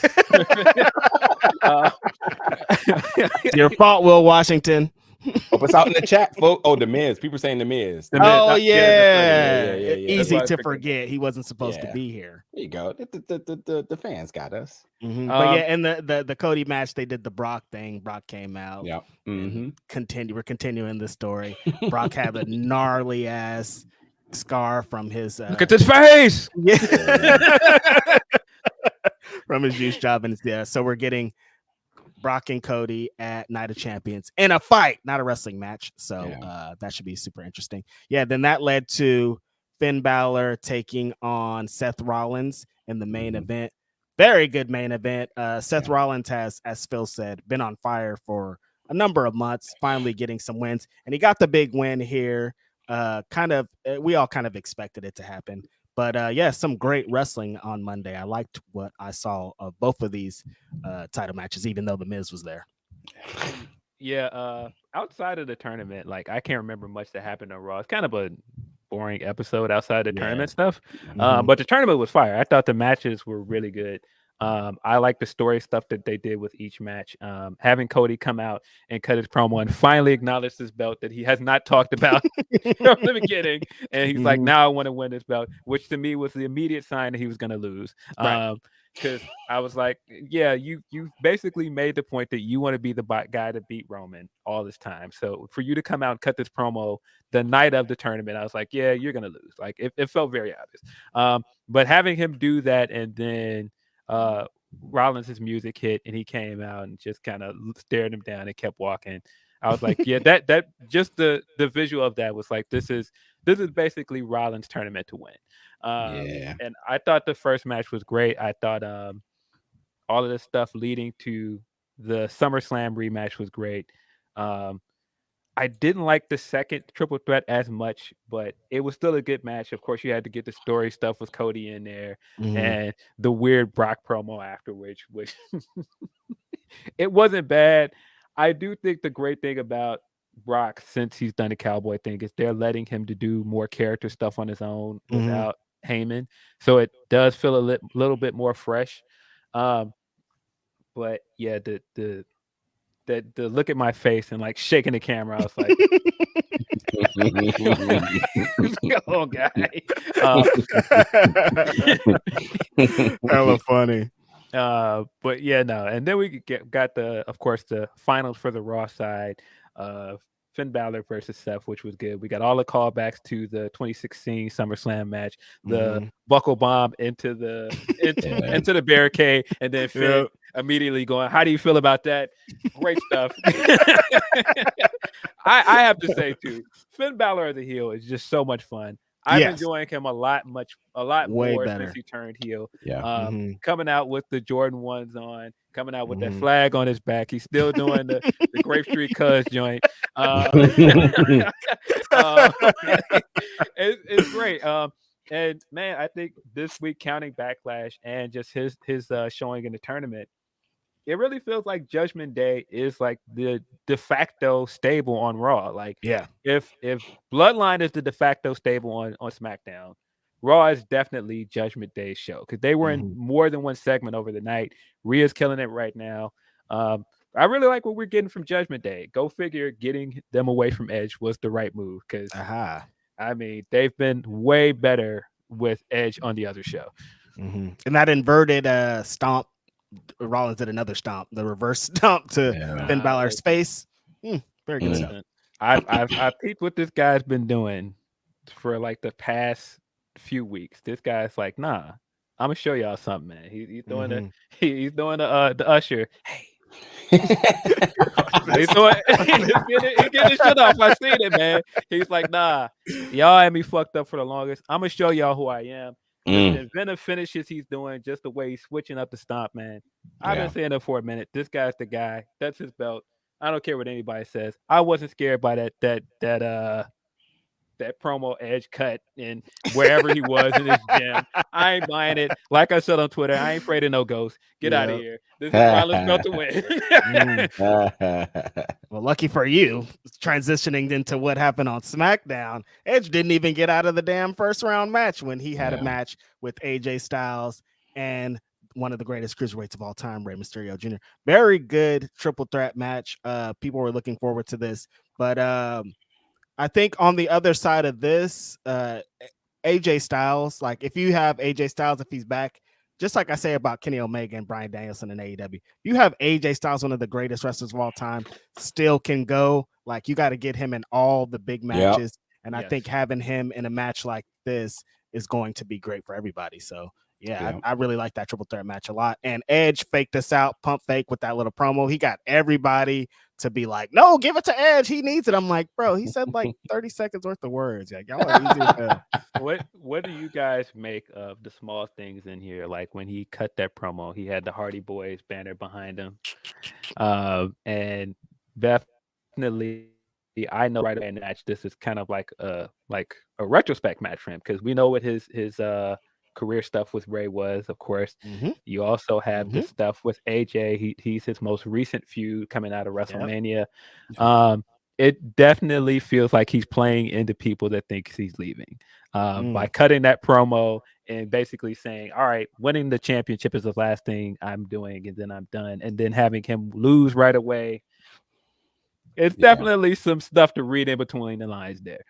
In all due respect to Edge, the old man is utilizing the millennial tool of social media, and he sees how it works, and that's what we need. I mean, because if we're not going to get much on the screen, which is fine, he doesn't need to get much on the screen, then use the other things to get fans invested. And I think we're talking about it right now because he did what he needed to do, and I think other folks are probably still talking about it a lot more, and that's good. He's seeing the positiveness of using social media in the right way. But yeah, 1,000% for me. I thought this was a declaration of what I felt was like, oh, okay, cool. That draft pick made sense. Like he's actually going to be around. It looks like he's saying he's ready to put in some work. He's not going to just be one of those like, oh, they picked him, but we'll see him in a couple of months. He's like, nah, they picked me and I'm ready to like give a legitimate run here. So and we'll see if his body also comes with him on that statement. But either way, I think there's a reason to be invested into Edge, and we'll see what else he gets on social media and does. Yeah, I mean, he even was the only guy that got an interest in that match. They were pretty much telegraphing it, making it seem like he was winning from the very beginning. And so when he lost, it was a really nice swerve. And the other thing that I like, of course, the other match is the Bobby Lashley bleeding out of nowhere. Who would have guessed that this week all these people would be bleeding? Cody didn't get a chance to bleed. I'm sure he was looking around. Cody is in the back fuming. I'm sure he was doing the John Travolta meme, like looking around, like. No, I'm sure as soon as he saw Brock's blood, he's like, "What the hell? That's supposed to be me, bro. Why are you bleeding right now?" yeah. When he was like, "Look at this face," he was like, "I do, bro." I was. I looked right at. I'm mad about it. I'm supposed to have the scar right now. I don't know what's going on, but hey, I'm into it. It's pro wrestling. There's always blood, man. But I mean, of course, the second triple threat match, Bobby bled in his match and then moved on to face AJ in the finals for SmackDown. And pretty good triple threat match that time. Pretty good finals match as well. But AJ is going to face Rollins at Night of Champions. Again, I feel like if you don't think that this is Rollins' belt to win, just look at how they've paced this thing. They went back to his how he lost the Universal title match to Finn, and probably one of his best Universal title matches was with AJ Styles. And he won that match at Money in the Bank. A lot of callbacks. I feel like this is, I mean, if you're not just seeing like the way how quickly he got through that side of his bracket, seems pretty clear this guy's winning. I think, again, looking into social media and whatnot, or I forgot where, or maybe an interview or whatnot, them making it very clear. Oh, it was Cody. He was making it very clear that there was tension between him and Rollins, and whether you know or you don't know, but like I think everything that Rollins said about like how he should be in the position, and he's definitely put on the work, and he's definitely have carried the company when everybody else was kind of falling off at times. I mean, like he makes a claim as to why he should have gotten that position. And honestly, anybody who has a job can absolutely relate to Rollins saying like, man, I've either been interning or acting, or I just been working my ass off this entire time. Like, I should get this big payoff. And they're like, hey, we're bringing somebody else new in. You kind of like, wait, what? So honestly, and whether you want to call this what do you call it, the runner-up Roman belt, whether you want to look at it that way or not, I think this is truly the best way for HR to handle this internal issue within the company of saying, well, we still want to do the Cody thing, but like, damn, that Rollins, he makes a really good claim as to why it should be him, and we cannot make this work with the three of them and whoever else may be involved. It has to be him, and it has to be one of those type of things where you say, yeah, big bronze. Yeah, exactly. it has to be one of those things. Not the big gold, it's the big bronze. It's the big bronze. Yeah. Yo, that's wild funny. The thank you for coming championship. But I think it's truly one of those type of things where it says like, yeah, we have to just give it to him and like let him do what he does. And hopefully this is much like you said, Phil. Hopefully this is something that still just fuels him to just continue to work his ass off and continue to show everybody like he's that guy. And he didn't get to win the inaugural Universal Championship. So does this also kind of fix that bit of chip on his shoulder he could have potentially had? So it just makes sense. It absolutely just makes sense. Listen, man, I've been on this agenda for a long time, man. Yeah, you have. I feel like he was the MVP of the company last year, and I'm not just putting that on as a Seth fan. I legitimately think he was the best wrestler in the company last year. 1,000%. And I feel like it is a big disservice to him that he hasn't been able to challenge to a world title. And I feel like whether you want to see this as the here damn championship, which it clearly is, he still deserved this, man. And I think that, there's also stuff like going full circle to that's the place where he lost the Universal Championship to Bray was in Saudi Arabia. I feel like there's a lot of reasons why this is his win, man. It's gonna be during Double or Nothing weekend. It's gonna be on the 27th. I was laughing because I was like, Double or Nothing weekend last year got a Punk win, man. Got to celebrate. might get a Rollins win to celebrate this year in Vegas, man. Now, that's gonna muddy our lives up because that show's at like 9 a.m., ain't it? Is it? I don't know what time it is. I think they usually do those shows like it usually on the West Coast is at 9 Oh, the West Coast. Yeah, I was like, wait, I'm the conversion because it's 9. We got a pod, dog. We got a pod, WWE. What's wrong with y'all? So yeah, at the Night of Champions, it's gonna be AJ Styles versus Seth Rollins for the new WWE World Heavyweight Championship. And the Universal and WWE, the Universal, whatever Roman Reigns' title is, undisputed, won't be on the line. The undisputed WWE Universal Championship will not be on the line because Roman Reigns is going to be, for some reason, in a tag team match with Solo against the WWE Undisputed Tag Team Champions, Kevin Owens and Sami Zayn. Roman came to work. I think that's... Yeah, he came to work. We got more ladled out development for the bloodline stuff. He said ladled. Because I just feel like they have been slow walking this dog for so long. And it's just like, just get to the point at this point. If he's going to kick them out, just kick them out. Let's do it. I don't want to say that I'm down on the bloodline stuff, but it has not been as good since WrestleMania. Yeah. And sitting and watching this segment, there were really good things about this segment. The tension between them was great. All of the compelling stuff that we liked about Bloodline before is still there. But now it just feels like there's this cloud hanging over it. Like, I felt this entire time like nothing they did in this segment needed him to be champion. I feel like that's the biggest unanswered question since WrestleMania of, does this story still need him to be champion? And this definitively answered no, because nothing he did in this segment made me feel like he needed to be champion. And furthermore, getting to the end of this and not even going, all right, I'm champion, I'm defending these belts at Night of Champions, the pay-per-view where every champion defends their belt. You go, nah, I'm going to teach you guys a lesson and I'm going to challenge for those tag titles. And I do think the storyline stuff of him trying to rub it in their noses and go, the greatest tag team of all time, Alpha and Sheik. It's great. All of that stuff is great passive aggressive stuff that Roman has been doing all this time. Again, all still compelling, but bro, if you're telling me, because I saw people go, well, what were you gonna do? You didn't have anybody to challenge for his belt. You just did a tournament on his side of the brand to crown a guy to challenge for the new belt. You telling me you couldn't just do those matches to determine who is his challenger gonna be? Easy. Mm-hmm. Yeah. Six guys that could have been his potential challenger that you put for the other belt on the other show, and then you still had the guy on the show, but like, no, he's gonna challenge for the tag team championship. Yeah, it's the 1,000 days, man. It's another case of the casualty. Oh, that day is the 1,000 days, but that would make even more sense of why he's not defending the damn championship. Why he should defend the belt. If it's 1,000 days. It's Whoops, what am I talking about here? You're right.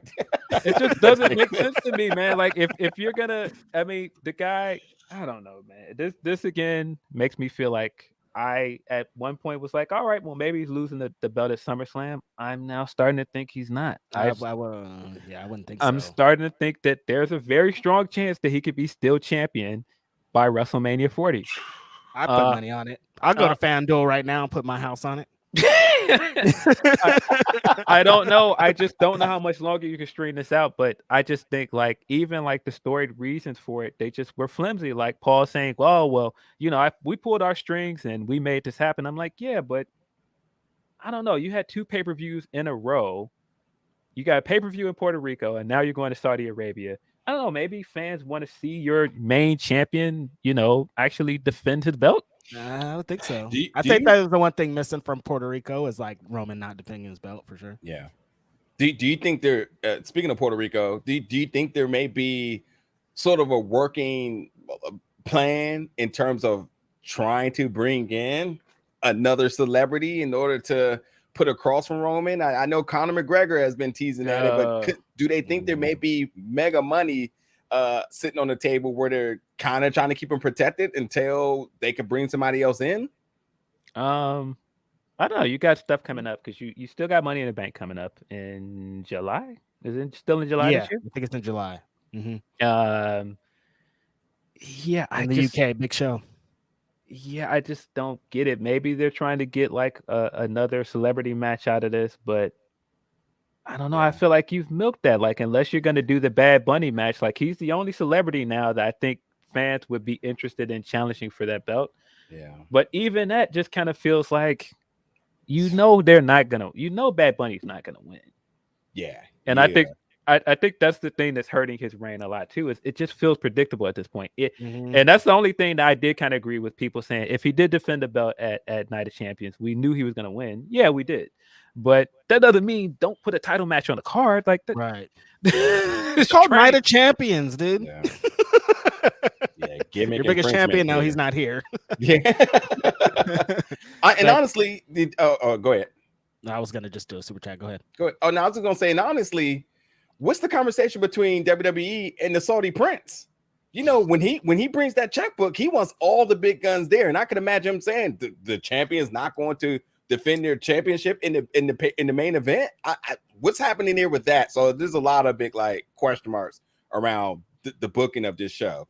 Yeah, and I mean, you've got Roman. I mean, you're gonna have Roman on the card, but he's not gonna be in a major main event in like a one-on-one match. And I think that's kind of a missed opportunity. It doesn't feel big. It doesn't feel big. Yeah, it definitely feels like that match doing a championship match with Roman and Solo as this bloodline tag team. It feels like that's something that belonged on the Backlash card. Or you're right about that, because that's exactly what I was gonna say. Or I mean, because this was kind of how I was labeling it a while ago, that these Saudi shows felt like mega glorified house shows. And damn it, this ain't a mega glorified house show main event. I don't know what it is.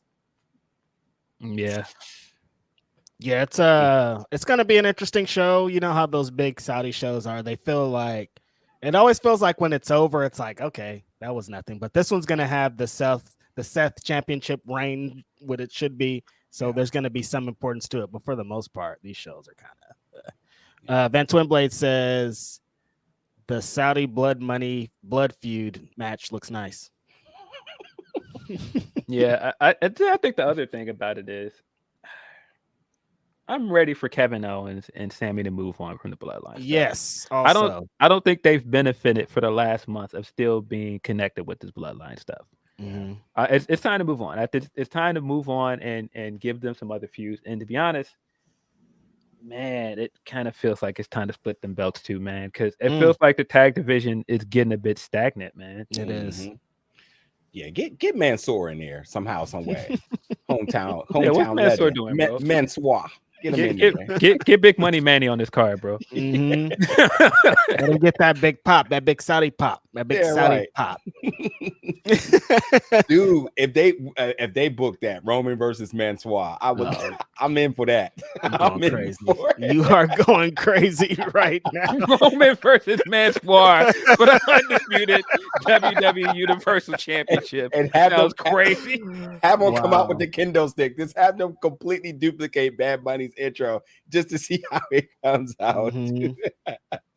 That'd be nuts, dude. Yeah, so that's good. That's happened the same day as Double or Nothing, as we said. Very interesting. They're at different times, so they. Oh no, it's Double or Nothing. It's on Sunday. Yeah, right. Happened the day before at our Grapsody time. Watch the show, I guess. You guys have fun with that. Did anything else happen notable on SmackDown that you could think of before we wrap up our World Wrestling Entertainment talk? We got some very strange Bianca celebration that was ended by Asuka coming out, misting her in the face. But again, it's very clear they're trying to turn Asuka heel and having her have this moment in her hometown. You thought you were going to get this big heat. I don't know if it worked as well as you thought it was going to. I don't know. Asuka's just cool, man. Like, people want to root for Asuka. I think, especially when she's doing like the mist and she's coming out and like she has like the Gucci and the Versace sneakers on, and she's like showing out for you brokies. Yeah, on YouTube, man. With her Lexus and like out in Vegas, man. Like, nah, she definitely be stunned on you brokies. Yeah. Shout out to Asuka. Are they going to do that match at Night of Champions? Do you think? Yeah, it seems like that the rematch is probably going to be the SmackDown Women's Championship. Well, Raw Women's Championship, because she's still Raw Women's Champion. It's probably going to be the Raw Women's Championship match for a Night of Champions on SmackDown, the brand, which they still haven't said anything about. I'm guessing we're getting Natalya versus Rhea as well on that card too. Nah, I forgot about Natalya's slow walk. That slow walk she did to get to Rhea this week. Natty's the funniest wrestler of all time. Absolutely. That is hilarious, man. She said, I'm going to get there. Yeah, if there's anybody that wants to collect that check, she there every single time. Like, Saudi Arabia, be a bet. Sign me up. I'm in there. I'm out. You need me to go right now? Yeah, I'll go. I'm out. Yeah. So funny. I think next we're going to get into a little bit of, maybe we should check on the Humper chats first before we transition into our next thing to see if there's anything there, just so we don't leave anybody out. I'm at the bottom of the super chats. Things are flowing, as they say. Let's see. We got a Humper chat here from Nelson Muntz. Who is more over at the moment, Seth or Cody? Personally, I think it's Seth. Good question. That's a tough one, because I don't think that Cody has been harmed yet by their booking, because if you look at the response he got at the press conference for Backlash, and even the response he got at Backlash, he's still very much over. That woe is getting louder and louder still every week. That's tough. I'm gonna say I think Cody is more over at the moment. I think that Seth still has like a natural, organic thing going on from the beginning of the year. But I think right now Cody, I don't know, man. It's tough to say he's more over than Cody, because Cody just main event in wrestling. Cody is still over. If you look at any of like the house show videos and all that stuff, he is just like red hot. I think Seth is in a really good position though. He's not like, it's not like Cody's like overshadowing him, but Cody is pretty on fire right now. Can't take I think that, but see, that's why I think the weird thing about putting Cody back on Raw and then having this world title that he clearly doesn't want to win. Yeah. You set fans up to root against him, because I saw that right away, that fans did not want him to win, because this has been set up as Rollins win. Right. And so that's kind of opposite of what you should be wanting to do with this guy that's looking like the next top baby face. But yeah, I think he's still supremely over, man. It's almost gonna feel like a Cody and AEW situation. Like, I'm with this belt, but I'm not gonna challenge for it because I want to challenge for the other one. It's like, I do think we're probably gonna get Cody Rollins at some point this year. But I don't know when. That could be the SummerSlam match, maybe. No, I think you've got to do Cody Roman at SummerSlam. If you don't do that at SummerSlam, I don't know what we're doing. Like, at this point, he should win Money in the Bank, and he should use the Money in the Bank to challenge at SummerSlam. Okay, I'm not mad at it. That's a storyline there. Which champion does he go after? I mean, you give Cody opportunity to say Rollins, and you have them working that on all cylinders, or do he finish his story and go after Roman? I think that is amazing booking there. Yeah, he's got to finish the story at this point. Yeah, in Detroit, right? That's SummerSlam. In Detroit, that's where his lady's from. Come on, man. Levels to this, man. Yeah, straight up.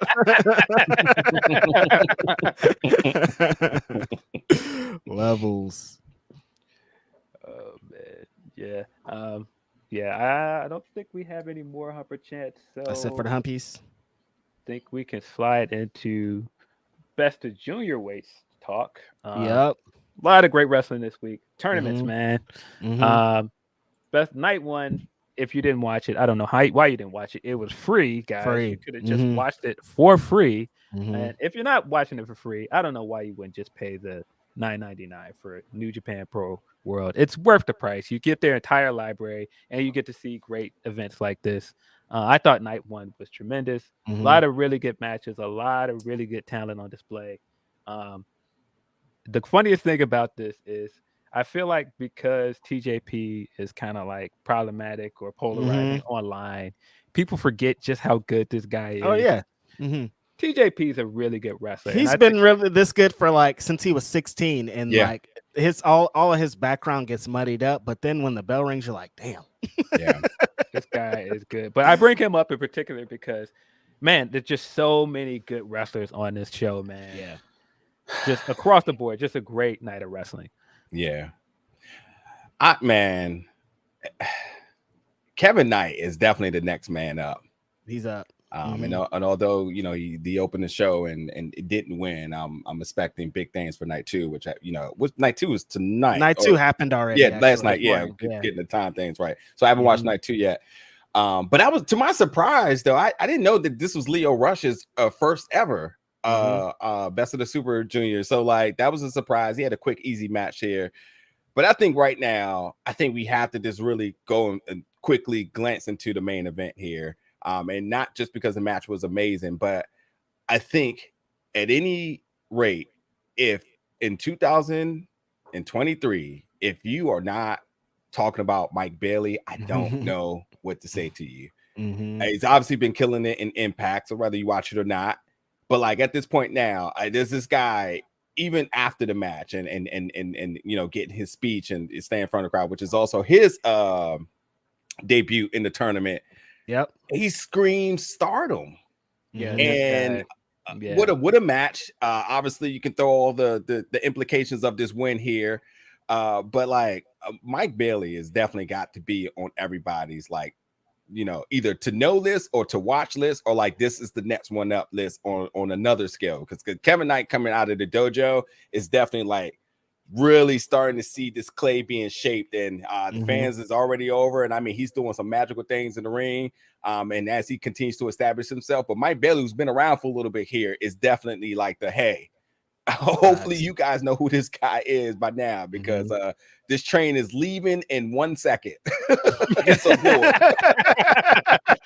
Nah, man, I definitely thought about that watching this, that he had an amazing showing in the main event. And when I was thinking about who should be the thumbnail for the show, I was very tempted to put Rollins hovering over that belt because agenda, but I was like, nah, my guy, my guy has been saying the Speedball is the dude for the longest, and just seeing him have what I felt was a star-making performance, not just as a wrestler, but just the stuff afterwards, speaking multiple languages and getting in the press conference afterwards and speaking fluent Japanese. This guy just he looked incredible, man. Yeah, this main event was a perfect way to cap off a really good wrestling show. Mike Bailey, as Phil said, I've been screaming the name of Mike Bailey for years and years now. Like when he came back from that 5-year kind of visa issue of not being able to come to America, he was in Japan for a lot of that time and he was cooking. So it makes a lot of sense that, you know, he can, you know, get in and out of Japanese and things like that. But this performance here against New Japan junior heavyweight legend in the main event, after all the matches were so different too, like in this Best of the Super Juniors thing, like it wasn't just all spot food, it wasn't just all high flying, like no, so there's some grappling, there's some brawling, there's some groundwork, there's all kind of stuff going on here. And to cap it off with that, with the fire match with Takahashi like this, Speedball was on 100%, hitting all the dope shit you want to see. The kicks were on fire, the finish was disgusting, like everything you want here, and you can't take away from Takahashi coming out. Speedball's face when he came out with the little sketch and saying like it's been 6 years or whatever.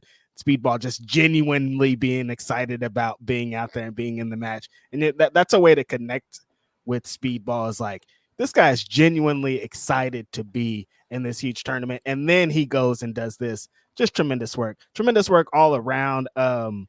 Kevin Knight, like you said, did a great job coming out the gate. This is hard. People don't really understand this tournament format of 2 weeks or so, it feels like, of wrestling every single night. What they say, you're going to have 12 matches or something in total in like 16 days.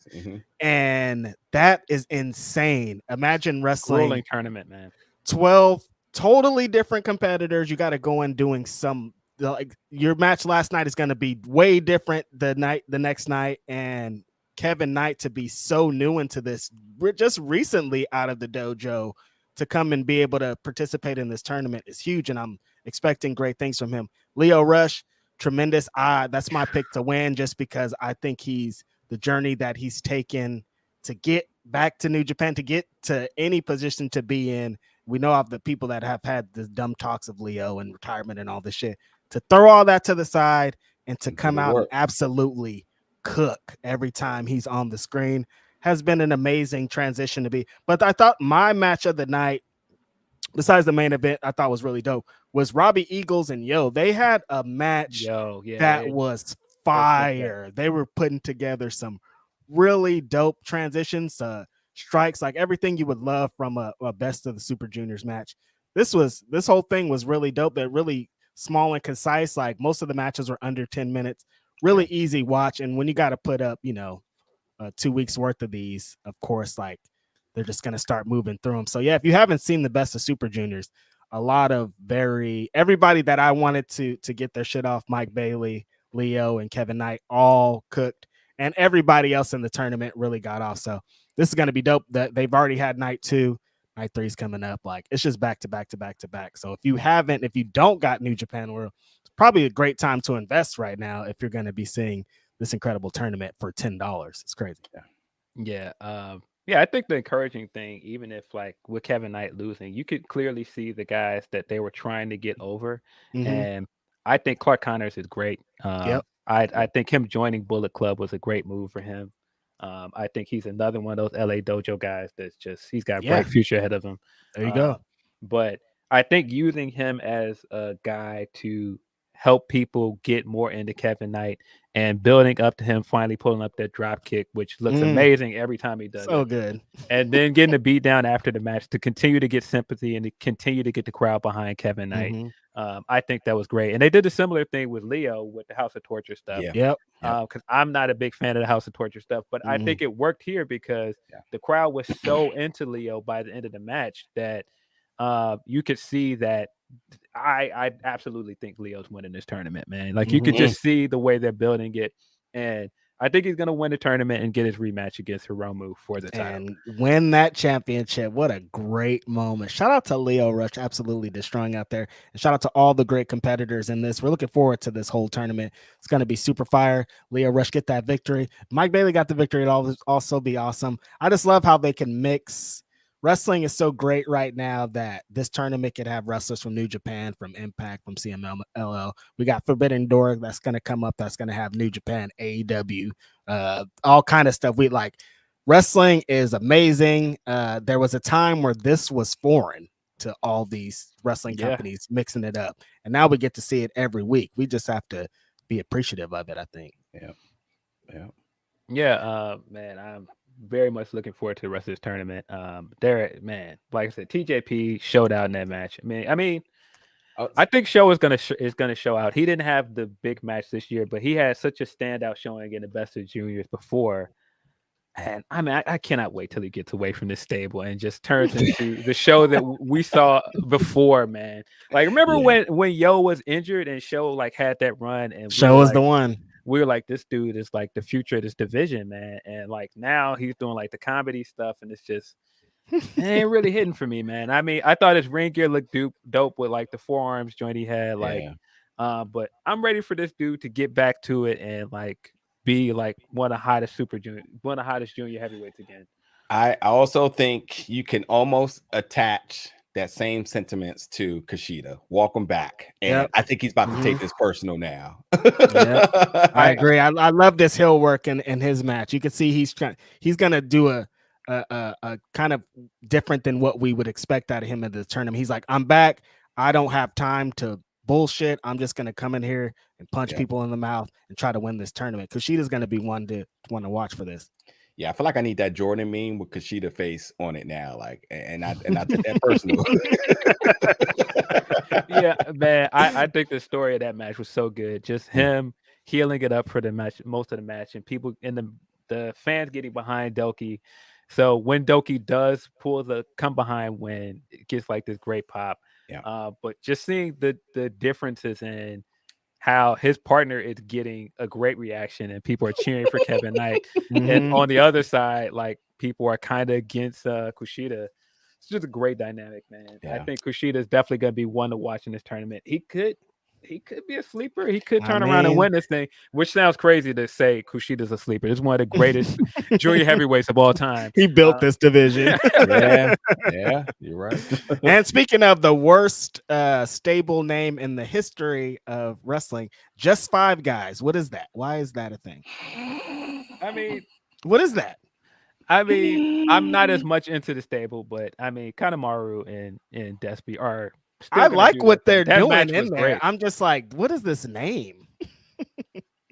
I got a group. It's called Just In and Out or Just Whataburger. Like, what is this? Just In and Out. Just in and out. Yeah, okay. And Reg about to get a DM from a very adult site saying, "Hey, just in and out." I don't need no more bots in my DMs. Stay away from me, you creeps. Hey, we like what you're talking. Just in and out. That could be a great shirt. Off the rails. But yeah, I think that wraps up our Best of Super Juniors talk there. Well, there'll be a lot more because there's a lot more to come. Next week we'll talk about more. There'll be about 10 shows between here and next week and shit. I think this was a great way to start off this tournament. This was just a great way to just show that, man, it's a lot of great wrestling this week, man. Like, yep. And I mean, we haven't even got into like Impact. Impact had a good show this week. I mean, a lot of good wrestling, man. Trinity, shout out to Trinity. We should get into some. Speaking of, we haven't gotten into any AEW talk. AEW had a super big Dynamite this week, live from Detroit, headlined by an absolutely insane main event. Kenny Omega versus Jon Moxley steel cage. They didn't just keep the steel cage. They brought in some barbed wire. They brought in some glass. Kenny Omega tried to kill himself, split his nuts in half and break his knees and ligaments with an insane V-trigger on Jon Moxley through the cage. We all thought Kenny Omega was dead, and he's somehow. I still haven't got an update. Is Kenny Omega all right? Somebody help me. Send me a DM, Will Washington.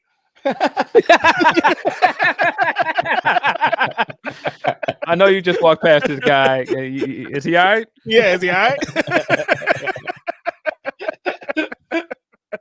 No, but this was Jon Moxley is a sick son of a bitch. I think that's where It always lands. And Kenny Omega, when he gets into matches with Jon Moxley, just turns into a deathmatch wrestler for some reason. That point where he put the barbed wire chair on Moxley's back and surfboarded it off of his back was just, are you guys okay? Like, what's going on here? Like, nasty work. Great match, but it was all capped off by a very shocking finish. I didn't even see it coming. I knew that this was coming, but I didn't know if it was. I didn't know it was going to be here.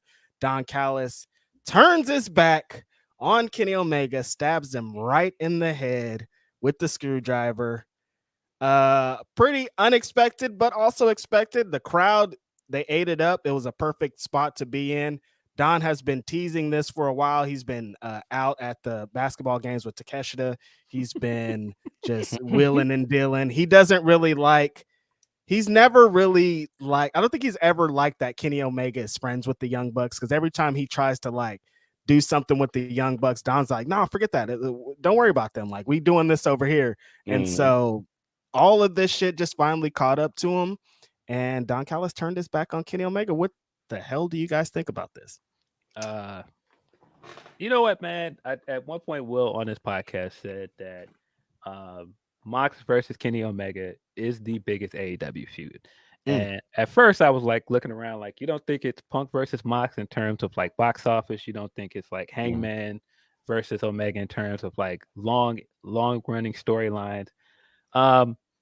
But I think last night I finally agreed. Like, I think Kenny Omega versus Mox is the biggest feud in the company. Yeah. Just how long it's been going, just the fact that these guys have had 4 amazing matches together.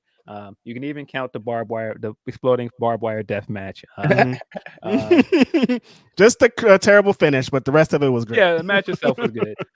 This match was amazing. It capped off, I think, one of the best Dynamites in a long time. Fire. I mean, these guys tore it up. I agree with you that V triggered through the gate. I was just like, okay, man, we don't have to do this. Like, all right, we don't got to do this. I definitely felt like the cat talking to Mickey Rourke, like, yo, it's all right, Ram. We don't have to do this, Ram. No, I felt like an old head for real, Phil. I'm like, nah, bro, we don't like. I love spot food, but like, there has to be a line, you guys. Yeah, no, that V trigger looked nasty. I thought it was a great spot to build to Don getting into the ring, and it was kind of a great way to cap off just how big the match felt. And the Detroit crowd was great throughout, but they gave it up when he hit that V trigger, and then led into the one-winged angel that we thought was going to be the end of the match until fucking Snake Don Callis slid in there, turned on his friend. Of course, he's been teasing this for a while. I love that people have theorized that, you know, I don't know, once you bleed with a Blackpool Combat Club, you're kind of initiated in, and so people are like, he was bound to turn on him. But I feel like I see the vision. But I feel like it's pretty clear that he's aligned himself with Ospreay. Just some of the other stuff we've seen him doing. The fact that he has bruv in his bio now. When he was walking down, people like, who is he talking on the phone? I think it was definitely Ospreay. Right. I think it's to build to probably the Forbidden Door match with those guys. Ospreay's probably going to win the tournament. We're probably getting Ospreay Omega 2 at Forbidden Door. But yeah, this was a great moment. I love the full circle moment of Don initially aligned with Kenny at Winter is Coming to help Kenny win a championship, and in their relationship with Mox, who he beat to win the championship, he turned on him and helped Mox win this match. I think the Blackpool Combat Club and Elite stuff is so good because we're actually getting Elite lore on TV again. And I think it's hidden, man. I think anybody that's like, all right, at the beginning of the year, they weren't using those 3 guys to their full capacity. I think we're finally out of that phase, and these guys are finally cooking again. Yeah, it is hard to add anything to that. One, I just got to say, the fact that Don Callis, even in the time of Impact, then, you know, leaving the company and left it in good hands, shall I say, has always been interesting. I think he's a fashionable guy, so I enjoy what he brings to the screen on that note. I think his little tidbits are interesting. I also enjoy his social media, but to see him really become a wild card in which should be an amazing match going towards Forbidden Door, keeps everything very juicy, very spicy, unpredictable, but yet get people talking.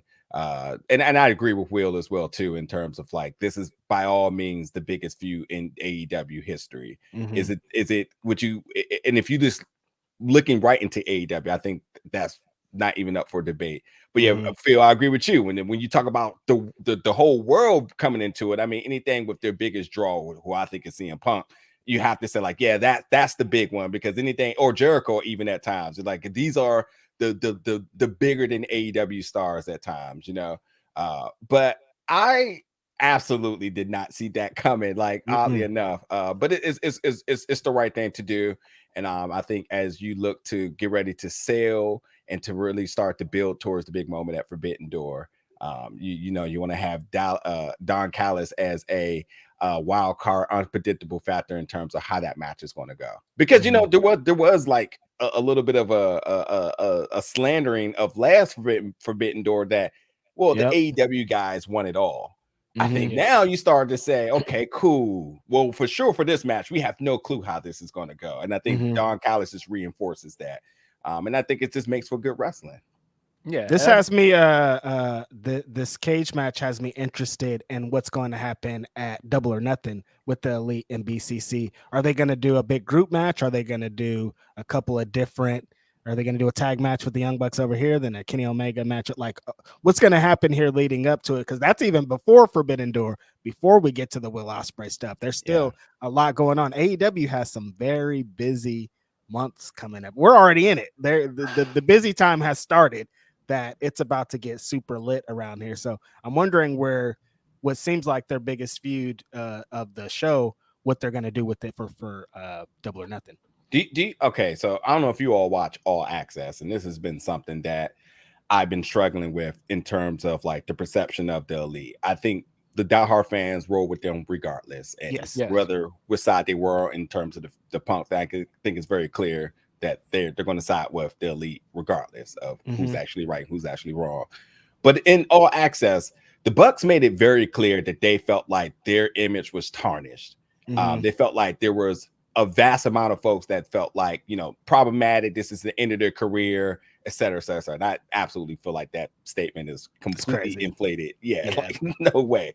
But I mean, to your point, in terms of like, they didn't really use these guys in the beginning of the year. I'm starting to think like, could there actually have been a perception of them feeling like, hey, we don't need to be on, we don't need to be overexposed, we don't need to be involved with much because what people may think or what people may say. So you put out the companion piece in All Access to really help run this positive narrative behind them, because that's what it was. I mean, it was the Elite getting the rub of like, hey, you know, we were struggling with these things, you know, understand where we're coming from, etc. Cool.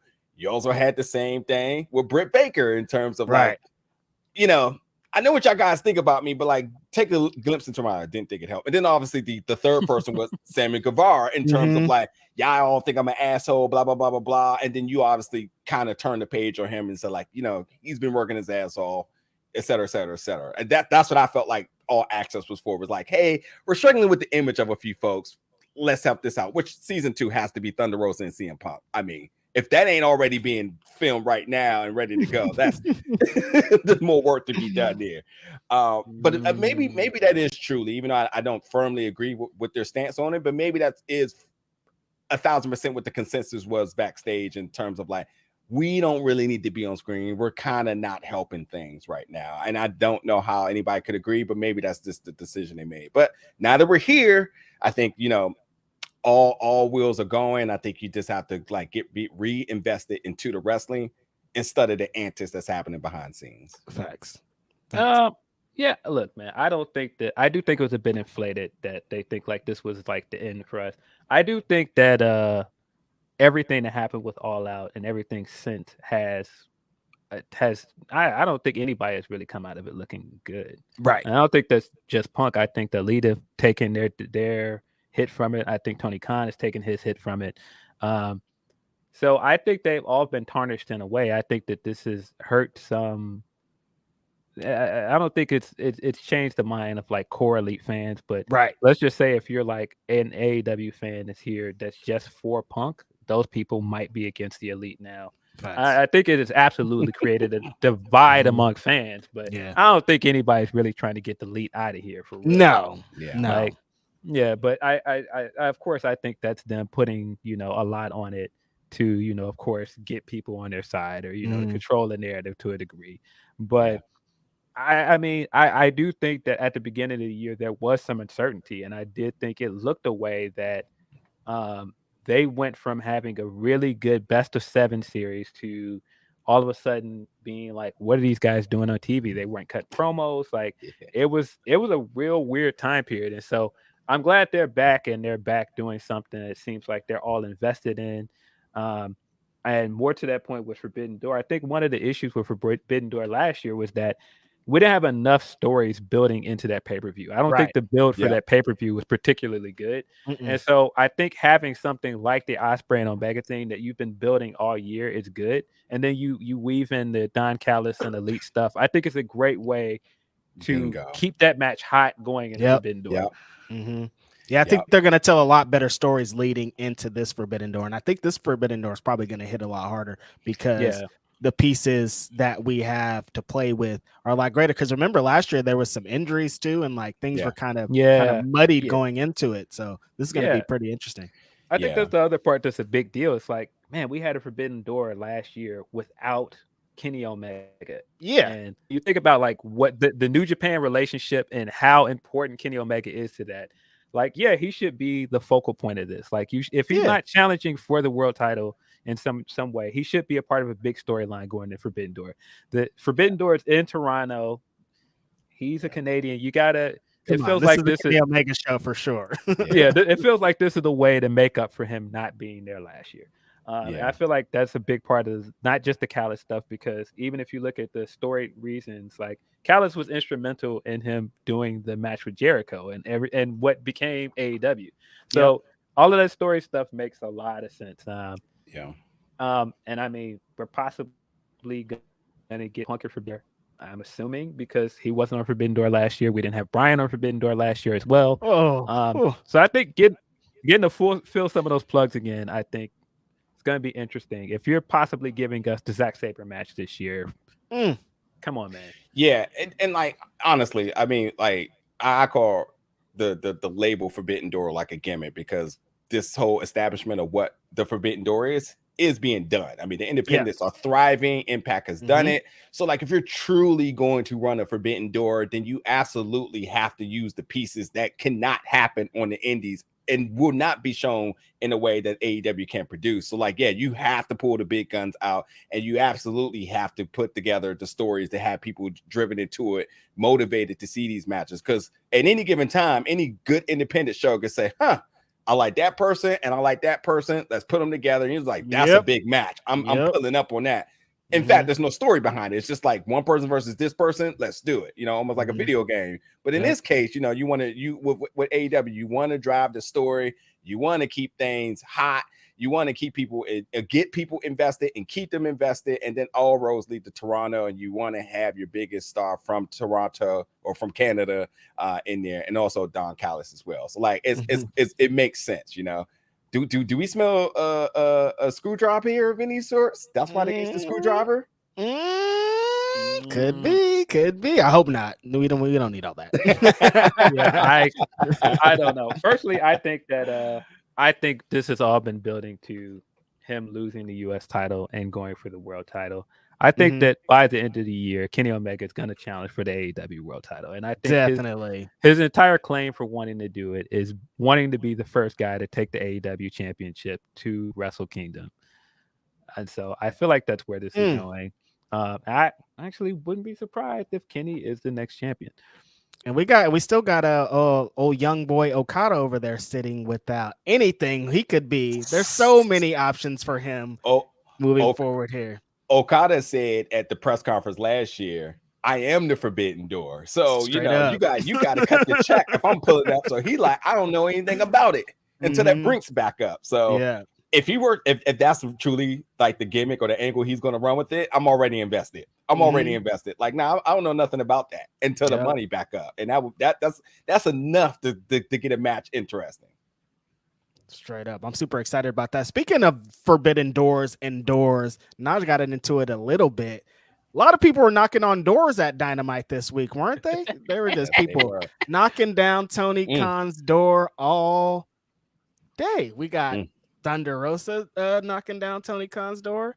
We got who was this? Miro. We got Miro, who was gonna get into here, knocking on the forbidden door. What is this door going on here, and why is everybody randomly knocking on it? And is Tony Khan behind that door? Or is it just a sign?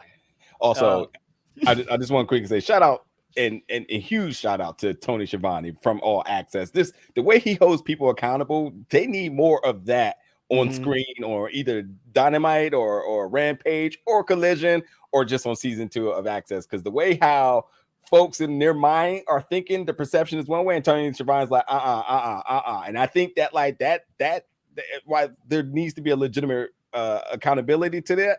Also think on screen that just works, and I would love to kind of see these folks come back and knocking on that door, and whatever their claim is, and Schiavone's right there saying, so what really is going to happen here, or what really happened was but yeah, I don't know, man, what's going to see. I just want to quickly say that I really do truly hope that these folks that are returning knocking on the door isn't the divide of the roster for Collision. It's about that, just something about that just feels segregated, and that's just we don't like that word. Don't like that word.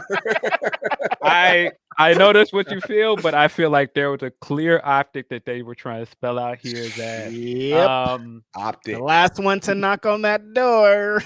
I feel like the clear optic here was having Thunder Rosa coming back and having Rusev coming back. Well, sorry, Miro coming back, and all of this leading to Tony giving the very thinly veiled announcement that there will be an announcement next week, which the announcement next week is pretty surely going to be the Collision announcement.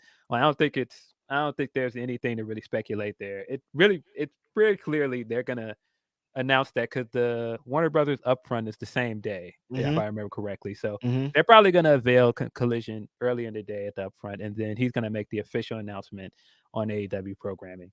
But I think him going out of his way to say things like, we have more wrestlers backstage that want to wrestle, and we have room for more content on TNT. I was like, yeah, that's pretty much the Collision spiel. And then, like I said, having Rosa come back and then having Miro come back. There's rumors that Andrade was backstage. Seems like it's all setting it up for the biggest troublemaker of them all to come back next week. And yeah, it just seems like that's where we're going with this. And having those guys be on the other show. The interesting thing about it, though, is it doesn't seem like Thunder Rosa is clear to wrestle yet. It just seems like this is a way to get her back on TV. And I think the smart way they've done it, though, is kind of using All Access to really put across like that there's issues with her. And again, putting this troublemaker thing out there, and then leaning into that for the show, and leaning into that as a thing to go, all right, well, if you're interested in that, later tune in on Saturdays to see where Thunder Rosa goes. That could work against her, but I do think it is an interesting way to differentiate Dynamite and Collision. I think it's a smart way to go, all right, well, Collision is where you can see these wrestlers. The Misfits. It could blow up in their faces, but I on the surface right now, I do think it's a smart way to build up to the Collision. But do you put all the problematic people in like their own like jail? You know what I mean? Like, don't you want to disperse them equally throughout? Not just those are the bad. You know, when you used to be in school and there was the one like in school suspension class, and they would come last to the assembly, and they'd be like, they'd be yelling and shit, and we're all just sitting waiting. That's them coming in, just disrupting. They're just tearing shit off the walls, shooting fire, cussing and spitting and shit. This is like the worst handling of HR within the business of saying, everybody who's a problem, you go there, over there. You get a show. You get a show. All right, we're gonna need all the problematic wrestlers on the right and everybody that's not problematic on the left. So one thing I do want to quickly say, Reg, is that on All Access, they made it very clear that Britt Baker and her Goonies have a problem with Thunder Rosa, and they name dropped Thunder Rosa. They gave Thunder Rosa probably like I don't know, a 1% of screen time in this at all. So now, yeah, Britt was kind of acting like a Karen for a lot of this. 1,000%. Tony Khan said, yeah, stop it. Whatever you think is stop it. Like, shout out Tony Schiavone. But like, the other thing is the Elite never name drop Punk. They also really ever reference Kenny Omega as well, too. They were kind of like, we were the trio champions. Something happened. It's only 2 of us. So you start to think, if you've never seen, like, where's this third person? Like, you keep saying trios. It clearly is a third. And what happened? If you had no clue about anything in wrestling, you just picked up this show, there's a lot of like miscalculations in terms of like what's happening here. You was the trios. I only see 2 of you all. You're not telling us what's happening. And was it an injury? Because you keep talking about you had to come back and you wasn't sure you were going to come back. So was it an injury or like was it something problematic? If it was something problematic, what was it? Who was it? All of that is just not in contact. Do you feel like that could have a reversed effect, Naj? If somebody watch it, they've never seen it, and then they go and look it up, and they're like, "Oh shit!" Like it really went down. That's exactly why it's going to be interesting. And to your points of how does that work for Collision? Did it help Thunder Rosa? Did it help Punk? Or did it hurt both of them? And on the other ends, how does this help? Because I mean, the show's there for a reason, and whatever the reason is, I think once this other show is announced and once the name of the roster and the show start to go on, it's going to be very interesting to see how fans decide like what truly was the issue or has the issue been solved. Yeah, I mean, I do think it made this Dynamite feel bigger to have so many big returns here, and I do think it made the announcement for Collision feel like a big deal as well. I don't know what the perception will be after this. I do think it was a smart way to try to, promote the show though. I did think it was interesting because as you said, they've steered away from all Punk stuff. I seen what Jericho did, man. You guys, I seen what Jericho did. Man. There was a lot of wink, wink, nudge, nudge on this show. Wasn't there? What this guy did. He came in there with the little rolled up piece of paper, and he was like, "I got it in writing. You got to stay out of the building with me. So unsafe funny. work environment." So funny. And I just was like, "All right." It's very clear that they're using this to tease towards Jericho versus Punk. But I seen what you did, Jericho. I seen it, man. We see you, Jericho. Now that was hella funny though. I did like that. A great little nod. And Jericho's gonna play his shit up all the way. Been politicking for this match for a while, and we're just not that interested in it, Jericho. I'm sorry. I mean, I think that's the other. I think that's the other thing about this. Like going back to the Punk and Joe thing is that I think for Smarky fans that are like into like the Ring of Honor stuff, the more hardcore fans that are like, oh yeah, I remember seeing Punk versus Jericho, Chicago Ridge, and whatever 2005. It's a big deal to do that match again. But for like the AEW fans or like more mainstream fans, Jericho versus Punk is a bigger deal because of course, they haven't feuded since 2013, I think. So yeah, I mean, I'm not as interested in the Jericho feud, but I feel like this is a good way to go. This is kind of something for everybody thing. I'm definitely more interested in the Joe feud myself, but I seen Jericho being a little sneaky. I seen you talking kind of crazy in your promo to get to the Adam Cole match. So funny. So what does this mean for? We talked a little bit about Miro. What does this mean for Miro? Where does he go here? Because it feels like a year every time I tweet anything about AEW. I could be like, man, AEW really has good sandwiches and catering, and they'll be like, well, what about Miro? I'm like, well, what did Miro have to do with that? That was a great Dynamite last time. Well, where was Miro? Here Miro is. What do you think is going to happen with this? I don't know. I come back dominancy. We know he was busy. He's doing a lot of voice acting, so good for him for capitalizing on the business. And if they did not have anything for him to utilize his time beneficial. But now that he's back, and I think we need to make it very clear that he's back. Show him in a way, and I think you just automatically invested into him. But again, the labeling of this here is saying like, oh, Thunder Rosa's there, and obviously, the real problem child has yet to appear. Was Miro problematic? Was there something we didn't know about as to why he's getting sent to detention hall? What did he do? Was he just hanging with these folks? Did he say something? I mean, what's the story behind this? That's instantly how I looked at it. Right. I don't know how much is out there, but I do know that story a while ago when Meltzer was saying that there was stuff on the table for Miro to do and he turned it down. I don't know if you guys remember that.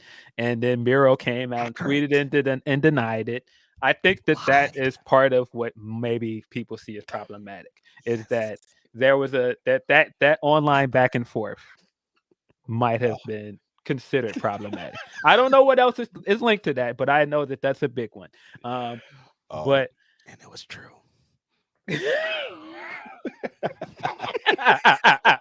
But yeah, so there's that. But I think with Miro going forward, if you're getting back to a TNT show, we're looking at like probably one of the best TNT champions. Facts.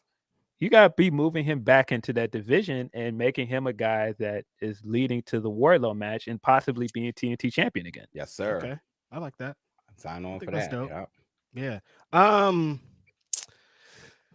It's interesting. I'm interested to see what they do with Collision and all these misfits and how it's all going to play out. Because, like we talked about, Punk can't just be on this show. I think that's where we're going to land. It's not going to happen. They're going to have this guy on Dynamite. There's no way. He's not going to be on an island over there on the Saturday show. You just can't. You're not doing 2 shows in Chicago, allegedly doing 2 shows in Chicago because we haven't announced the other show, but supposedly there's a June 17th show and they've already announced the June 21st show in Chicago. You're not doing 2 shows in Chicago and you're not going to use Punk for both shows. Right. There's no way you're doing that. So he will be on Dynamite moving forward. It's just who else will be on Dynamite that week? Maybe the week on Dynamite, other people will be on the other show. I don't know. I don't see how you can do that long term. I've been saying for the longest, get these guys in the room. Let's talk it out and let's move on. I'm sure we're going to have to work to get to that. But at this point, you know that the owner of your company still wants to do business with this guy. Yeah. At some point, you guys are going to have to hash this out. Yeah. I hope Be adults. Be adults, dude. Just get in there. It's wrestling. You don't have to like this fool. You just got to want to fight him on the camera. We don't even want you to like him. I want you to say he's a piece of shit on camera anyways. You know what? I know how this gets fixed. We just need the unthinkable to happen. We need the Elite and Punk in the verses, and then they hit the club afterwards. Listen, if Gucci and Jeezy squashed it. Look, if Gucci and Jeezy could be on stage together, I think ain't nobody died behind the Elite and Punk. But a couple people have died behind Gucci. So you're saying the end of the show should be Tony Khan coming out in his snowman shirt and them doing So Icy together. Yeah. The plot twist of the millennium. I've never seen that coming. I was like, what the? That was crazy. Them performing So Icy together is like crazy. That's gonna go down as like a legendary hip hop moment. But just seeing at the time, I was like, what is happening right now? Especially with where this versus was going. I was like, yo, we might have to shut this down.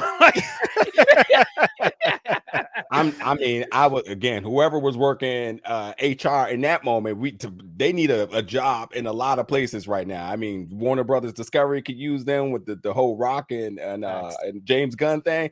You had a diss song come on about 5 to 10 songs earlier than that.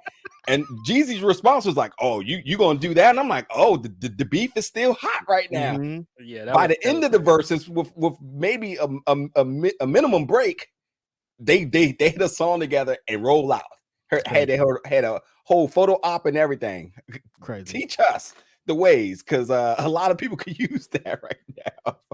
Facts. Yeah, Gucci was hilarious throughout that versus. He definitely lost that versus, but just his antics throughout the night were hilarious, man. We smoking on Pookie Loke. Yeah, he was wilding. I'm like, yeah, nah. Wilding over the line. You crossed it, bro. Photo shoot is one of the hottest songs ever.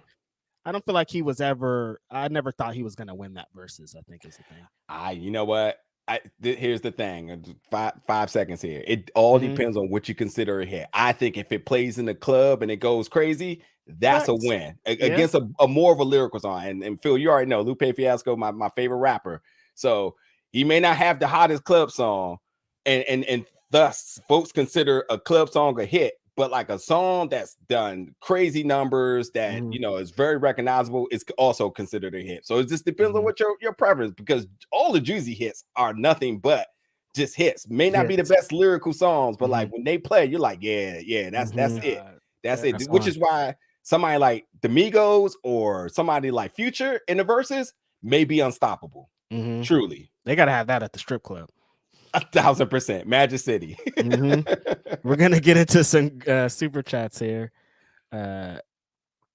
D Skills H-Town, speaking of strip clubs, just showing love to my Grapsody brothers. Love the show. One of the highlights of my week. Dusted in Disguise is one of my favorite classics. Jake says, I just wish JR was on commentary. Dude would have been 1,000 seeing Don Callis turn. Yes. Honestly, that was a missed opportunity. For sure. JR calling that Don Callis turn would have been huge. Brian is a meme right now, though. Let it be known. That was amazing. Brian was going nuts though. Shout out to Brian Danson, greatest wrestler of our generation. This question is for you, Naj. What's your favorite go-go band? Mine are Backyard and Rare Essence. If you say the Huckabucks, I'm a suplex you. Hey man, I'm not that old, man. Shout out to the DMV. Backyard is legendary, and so is Rare Essence. I would never put them on the list. But if I had to say the best bands out there, it's easily TCB, man. Bounce Beat Kings. That's just what it is. Go-go. I don't know too much about go-go. I'm not big into go-go. Hey man, I'm gonna get y'all hit, man. Get y'all hit. Bring y'all in with the bounce beat. Some of Wale's songs hits the bounce beat. So true. Recognize jump patterns, and yeah, Wale has definitely been trying to get people on the go-go train for a minute. Like all the way back to his first few mixtapes, he's been trying to get people on the go-go train. Right. Yeah. Go. And then Derek Gordon says, so it's clear that the people that were not well liked in the locker room are going to be on Collision. And see, that's like, that statement's not true. It's not about the people that were not well liked. It's about who wasn't Tony Khan's like buddies, because you could look at so I'm gonna stop picking on this or her, but like there's been folks, and I know you all know, that has very much been very open about their displeasure about Britt Baker and how she was kind of like gatekeeping the women's division. So there could be folks saying like, I don't rock with her, and obviously we see the folks that do rock with her. So like I think at this point now it's just kind of an alignment of like who both people, whenever there's a situation, both sides should almost be held accountable for what issues they did to escalate to where it's at. Thus, you can decide who you consider to be problematic outside of the other folks. And now this feels like whoever Tony Khan has felt to be put onto one side is truly what the decision is. Not truly like, I don't think there's an optic of like that person's problematic over the other. Because honestly, I'll just go ahead and say it. I don't think Punk was wrong in the scenario from what I've heard. You roll up in my room and you try to jump me. That's you got to hit those the gunshot. I mean, as black man who function on site, I definitely understand, because like, hey, if it's on site, it's on site. It escalated into something different. So yeah. Right. Well, yeah, I mean, and I do think you have a point there. I think these guys that have moved over there, it's the perception that they're not well liked in the locker room. Because of course there are people that may or may not be well liked in the locker room, and you never hear about it. Like that stuff doesn't make the rumor mill. Like of course it's gonna make it out there if it's Punk, because Punk is a big deal, and of everything we know about Punk has been seen as a curmudgeon, as an unlikable guy for the longest. So it feeds into what people think of him anyway. So I do think that, these people that may or may not be on Collision, like that's just a perception of them. I just don't. There's so much stuff that we don't know, and I say all the time, we don't know everything that's going on back there. We don't know these people personally, so I don't know. We've seen certain people's sides of the story. We haven't seen the whole story, so you just never know. But I do think the interesting thing about that, when you bring up Britt, what do you think about the women's division stuff this week? Because I thought this was the first time I felt like they really put energy into building a secondary feud. And I thought the Julia and Anna stuff was good. I thought the crowd was clearly into this match. And I think this was a positive sign that they can build secondary feuds and get your crowd interested. I'm sure people will get into the numbers stuff. That's another conversation. I, of course, am not a numbers guy. Yeah, but, right. But yeah, I think that this was a good sign, and I hope that they keep doing this. They do need more secondary women's feuds. I do think they did a good job of taking the stuff from last week with the Outcast stuff and giving us an interesting backstage segment to build to the 6-woman match. I still think they've got to really ramp it up with their storyline, but it was encouraging at least. Yeah, definitely a step forward in the right direction. Yeah, I think having a secondary feud without the championships puts a lot on the women's division. Moving forward with these new shows and everything, I'm interested to see how they move forward with positioning and having women on the shows. Do we get more women on the shows? Do we get what's going to go on here? Are we going to have women on both shows? Are we going to have women on one shows? What's going to happen to Rampage? There's a lot that is going into this, but the match was great. AEW fans love women's no holds barred matches. Anytime that happens, people are into it.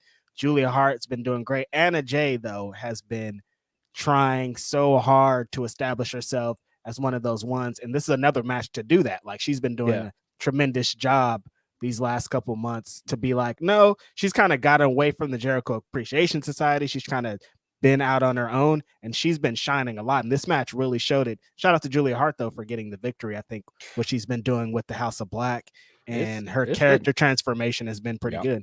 Oh man, speaking of, so I do think Julia did a great job. I think her entrance is really dope. I think her coming out and clearly lip syncing her entrance, I don't mind it because it just seems like she's into it. I like it. I like what she's done since she's joined House of Black.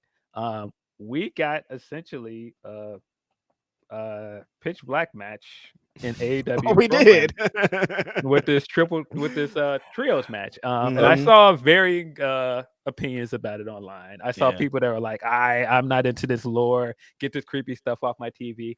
I thought a lot of people on my timeline kind of fucked with it though. Going down, people are like, I like the sliding, more than I thought would be, Yeah, I liked it. I liked the presentation of the match. I liked the idea that the House of Black took the trios belt and made it their own thing. Like I said, I saw people that were down on it, but I enjoyed it. I thought it was fine. Again, going back to All Access, this all scares me because anytime the women start to get some motivation and momentum behind them, well, Ty Conti made it very clear when she was one of the hottest right now in the roster that it just fizzled out because what? Because she showed love to her husband, right? Or they just got to a point where there was nothing else that could be done because some other stuff behind it other than her just deciding I want to date. I mean, the guy did the guy collision.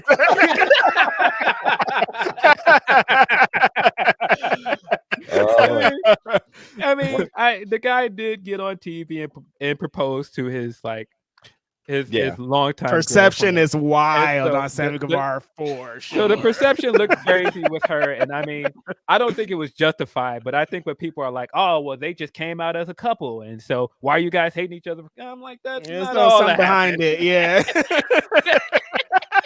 That is not all. Do you think that worked for Sammy with the show All Access? Do you think it got him the sympathy that he was looking for? Yeah, I definitely do think it showed. And I was saying this a lot in the reviews that it made me feel like how I felt about Ricky Starks in Rose to the Top, where you just see these folks and the adversity that they've been through. Obviously, Ricky starts with his injury and how these folks are just trying to find their way so that they can really show what they can do. And listen, Ricky Starks, we all knew even before AEW, he's one of the biggest potential stars at the time. Now you can say he's one of the biggest stars.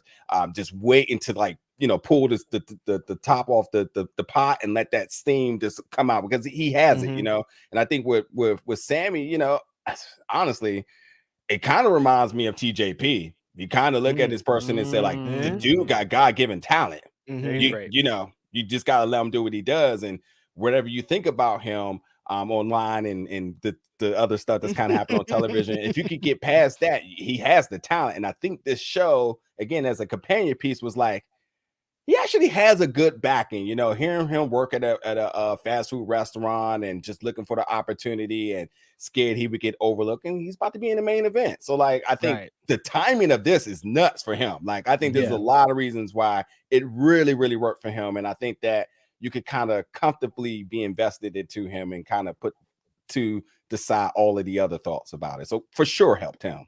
Do you think it's a disconnect though with people that are just there for the wrestling and people that didn't watch All Access, for example? Like, because I do think the 4 pillar stuff is good, and I've been enjoying it. I think what they did this week with having all 4 guys have like their backstage vignettes was really I liked good. it. But I would say that even with everything you said, out of those 4 guys, Sammy is still the least liked out of those 4 guys. Definitely, far and away.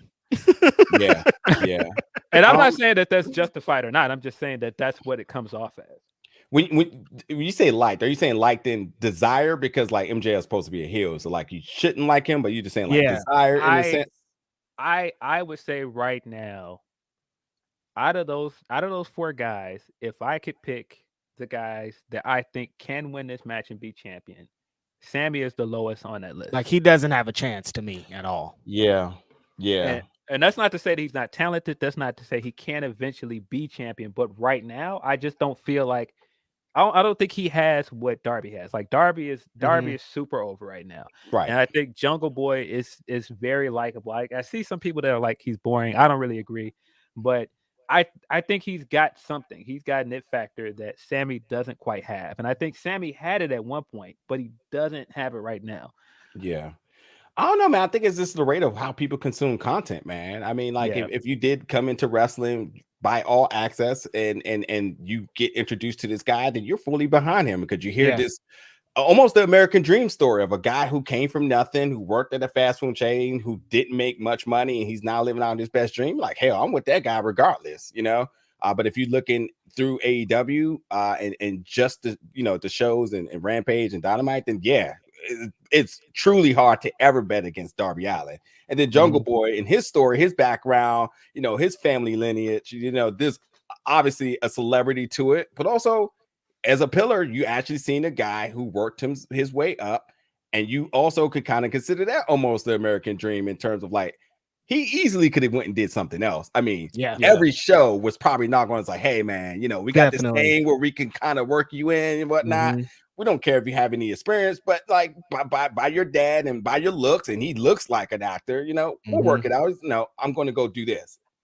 And he's doing it damn good, so, and then MJF should make all the baby faces feel bigger, because as he continues to try to be one of the biggest heels, that's his job. What's a good hero without a good villain? And I think that only just reinforces why the other two can work. And then Sammy just happens to just be the odd man out, but the show helps him, which is why I think the selection of him being on the show was a great idea. And then there's still Ty Conti. That's just, I don't know what to do with her after that. They've got to give Tay some more stuff on TV, because I think when she was a baby face and she was getting opportunity, she was doing really well. I just don't think they've hit that same stride with her as a heel. I know she got injured at one point too, but I do think they've got to get her on TV more. But speaking of the MJF thing, of course, I saw people when the ratings came out and they were like, see, I told you he ain't this guy. I think it's kind of wild to take a backstage segment and say that did pop a number and say that's proof that this guy can't draw. Like, I think that's kind of wild. And I'm not, I'm not a numbers guy. I don't get into the ratings talk, but I think it's wild to be like, all right, his backstage segment was a low in the night. This shows, his backstage segment was a low in the night where the focus was wrestling.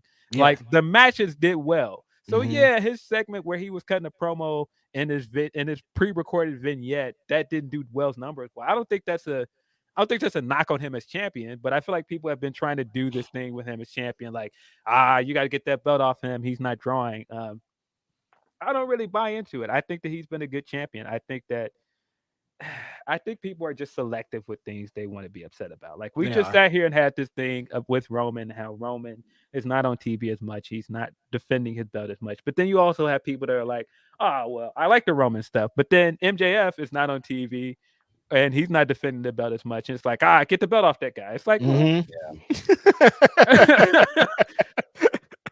it's I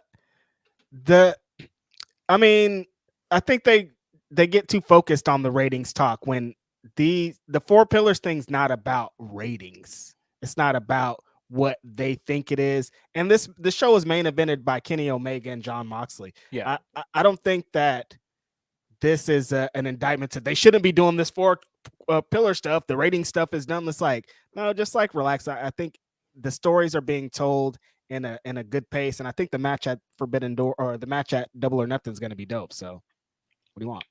Yeah, I think he's been a good champion. I think that he serves his purpose as champion. People that are just like, I don't like any of this. And I say this all the time with heel stuff. You're not supposed to like it, man. Mm-hmm. And I think it's fine. I think him trolling you and saying, I'm not going to waste my time doing all these matches like the rest of these guys. I don't need to do that. Of course he would, because he's a bad guy. That's what bad guys do. They're not going to give you what you want. And I do think there's nuance to the conversation. I do think he should wrestle more. I do think people that are like the promos go on a little bit too long. There's something to that debate, but people that are just like he's an outright bad champion, I just don't agree with that. Yeah. Wrong. Let's get into a couple more super chats. Ronald Hollick says, any chance we can get Mercedes Moné versus Athena in an opening round of the Women's Owen Hart tournament being supposed to start at Forbidden Door? That is supposed to start at Forbidden Door. I mean, Mercedes's main event quality here, opening round. I think you have her more of an attraction match. I think you just have to just be a match that just is a one-off of some sorts, but not in the tournament because, and not with Athena too in a tournament because it doesn't help. You know, if that's the finals of the tournament, then one of these is going to win. Then but opening round, I would. Stakes got to be high. Got to be high. Stakes got to be high. I do think it would be. I do think it would be a good idea to get Mercedes in this tournament if you can get her. I think if you want to add importance to that tournament and add some prestige to it, I think having Mercedes in it would be a huge deal. You'll let her work. Was the opening? They're not going to finish the whole tournament tonight, right? No. Okay, then. Yeah. Yeah. Big match at Forbidden Door. Big match at Forbidden Door for Mercedes, regardless, is where we're going to land with this. New Rag says, are we getting Bryan versus Omega 2 at All In or All Out? I'm really curious how they're going to build All In and All Out. I don't think we're going to get Bryan versus Omega at All In, if I had to guess. I don't think so. I wouldn't think so. I'm going to assume the Elite BCC stuff will be over by then because that's all the way heading into September. I'm going to assume that the BCC Elite stuff may be over by that point. I would think so. But, I mean, you never know. I think Bryan's going to have a big match at all these shows. I don't know if any of those matches will be against Kenny Omega.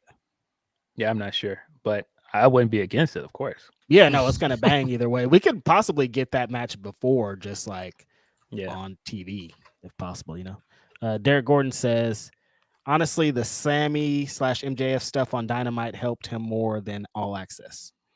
I kind of agree with that because I think the Sammy, but again, I think that's where you get into the conversation with the disconnect. Like fans that watch All Access, they're going to have a different perspective. I, for example, don't watch All Access. I just watch the main wrestling show. So I, of course, agree with that because I'm agreeing based on what I watch. And I did enjoy the Sammy and MJF stuff. I think that stuff was funny. I think it was a great way to play into the heels are always on the same side thing and, build up to these guys having all four of these guys having like kind of a grudge against each other. I think like the critic in me, when you get these docuseries or reality shows or documentaries, I think it's about really humanizing, if it's the appropriate thing, humanizing some of these folks. Conor McGregor got one coming out on Netflix. Steph Curry got one coming out on Apple TV Plus. And while we can all sit back and say Steph Curry is one of the best basketball players, as you have said, there are folks that legitimately hate this dude for whatever reason. And I think that's going to like really open the door about like who that person is, I love Conor McGregor. There's a lot of people who do not like Conor McGregor, and I'm just going to quickly say that, like, oh yeah, seeing him interact with his kids, you just grow this heart for him, saying like, okay, like let me take away the sports aspect of the it. Showman. Guy, you know, and he had to do community service. You see him working in a black church doing his community service, and seeing him grow that connection. Those type of things help. And I think in All Access, looking from that standpoint, you say, I know this is wrestling related, but I'm looking at the human in this person. Okay, I kind of can get behind this person. Like I see the humble beginnings. And I also think like I sympathize with that, because as a black man, you typically most of us come from nothing. So when you see folks kind of, you know, getting an opportunity or working their way through adversity or societal slanders and whatnot, you say like, yeah, I feel you on that. So I think there's connectability in so how some of these presentations and some of these things are. And that's why I said like it helped from a person from through wrestling. You kind of say, oh, he's a dick, he's a bad person, like, oh yeah, I don't like him, he's a narcissist, all these sorts of different things you may throw at him, but in fact you got to actually see the side of him. And that's what I felt like the script was for the three main parts of it: the Elite, Britt Baker, and Sammy Guevara. Which you think of that three groups, those three folks, you probably pull out the Phil stamp and say Collision, but obviously it's the counterpart that I'm going to Collision. Right. Collision. That's hilarious. Hey, before we get out of here, I wanted to ask you guys, this week we've been seeing a lot of one person having a lot of fun. Her name's Alicia Fox. Alicia Fox is outside trying to let people know that she wants to be even more outside. She debuted a new entrance music on Instagram Live. Seems like she's out here. What do you guys think is going to happen with Alicia Fox here?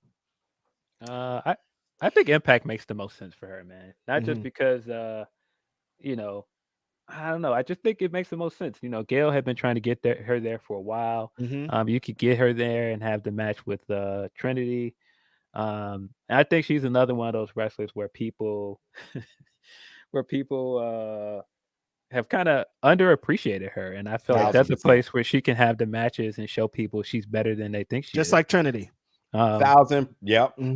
Yeah, I just chuckled because I saw at the side of my eye Janelle Monáe. There's nobody that's been more outside. We did not talk about Janelle Monáe. Janelle Monáe. Always been my number one. Base God for this week. We have all been enjoying it. The music's great. You look phenomenal. You look like you're having the best time. Look like we are all grateful for it. Looks like she's having the time of her life, man. I think nothing made me laugh harder than the other day when she put the album cover out, and everywhere else I saw it showing up, it was censored. But when she posted it, it was uncensored. She was like, "Nah, I keep trying to tell you, these titties is out here, bro. For real, leave me alone." She showed them to the world. I was like, Janelle Monáe and Tessa Thompson being a thing is got to be next topic or something. Just dot. He's like, let's move forward. Yeah, I mean, so, you know, just to put it out on that, man. Start like, sweating. Listen, man. Appreciate you, Janelle, doing just being you, man, and just continuing to have fun, man. I'm sure just to put a bow on it. You look great, Janelle. Thanks. Appreciate you, man. Keep making great music. Keep doing your thing, man. No, that's funny because that talk. I saw Janelle Monáe play at Outside Lands here in San Francisco, probably like 3 or 4 years ago. When her last album, what was it? Dirty Computer. Yeah. When that was hot and she was going crazy, and I was like, oh my God, Janelle Monáe is one of the most incredible artists I've ever seen. And for her to go from that to whatever it is now, thanks. Yeah, I mean, look, all jokes aside, I think the craziest thing about this is people like now taking attention to her, but no, she's incredible. Like, she's been like one of the best performers, great artist I've seen in person. Like, every time I've seen her live, she's amazing. Her albums have been amazing. Like, she hasn't had a bad album, in my opinion. It's like she's incredible, and so that's more reason why I'm like, nah, let this woman have fun, man. Like, and she can act. What movie did Knives Out? She did great in Knives Out. Shout out to Janelle Monáe.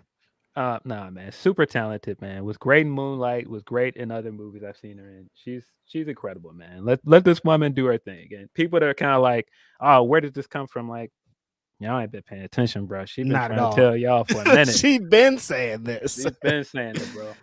VR says, "Hey guys, first time, long time. Wanted to give a shout out to Project Pat. Shout out to Project Pack for sure, who originally used the track from International Players Anthem on his song Choose You. Thanks, Juicy J, DJ Paul, and Just throw her in the mix. Yes, I mean, thank her too. She belongs in the mix, man. And she be getting them bars off, man. Like that. No, Janelle Monáe could spit. She be getting them bars off. Django Jane is still fire, man. Yeah, she's crazy. That's it for the super chats. That's it for everything, I think.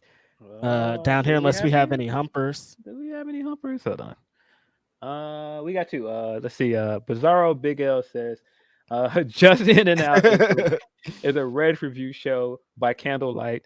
Time for the Elite and Punk to squash the beef. AEW needs to let others stir the pot. Rosa commentating Collision. I didn't even think about that. Okay. Boston show is supposed to be a big rumor match, says. They in the garden. Go Celts. Boston. I completely forgot about the Boston show. I don't know if that could be boss time, but yeah, I mean, AEW is absolutely infamous in terms of what city we're in, who is the biggest star, and we need to make a debut. Here we go. When is that? I'm gonna look it up. Yeah. While you're looking up, super.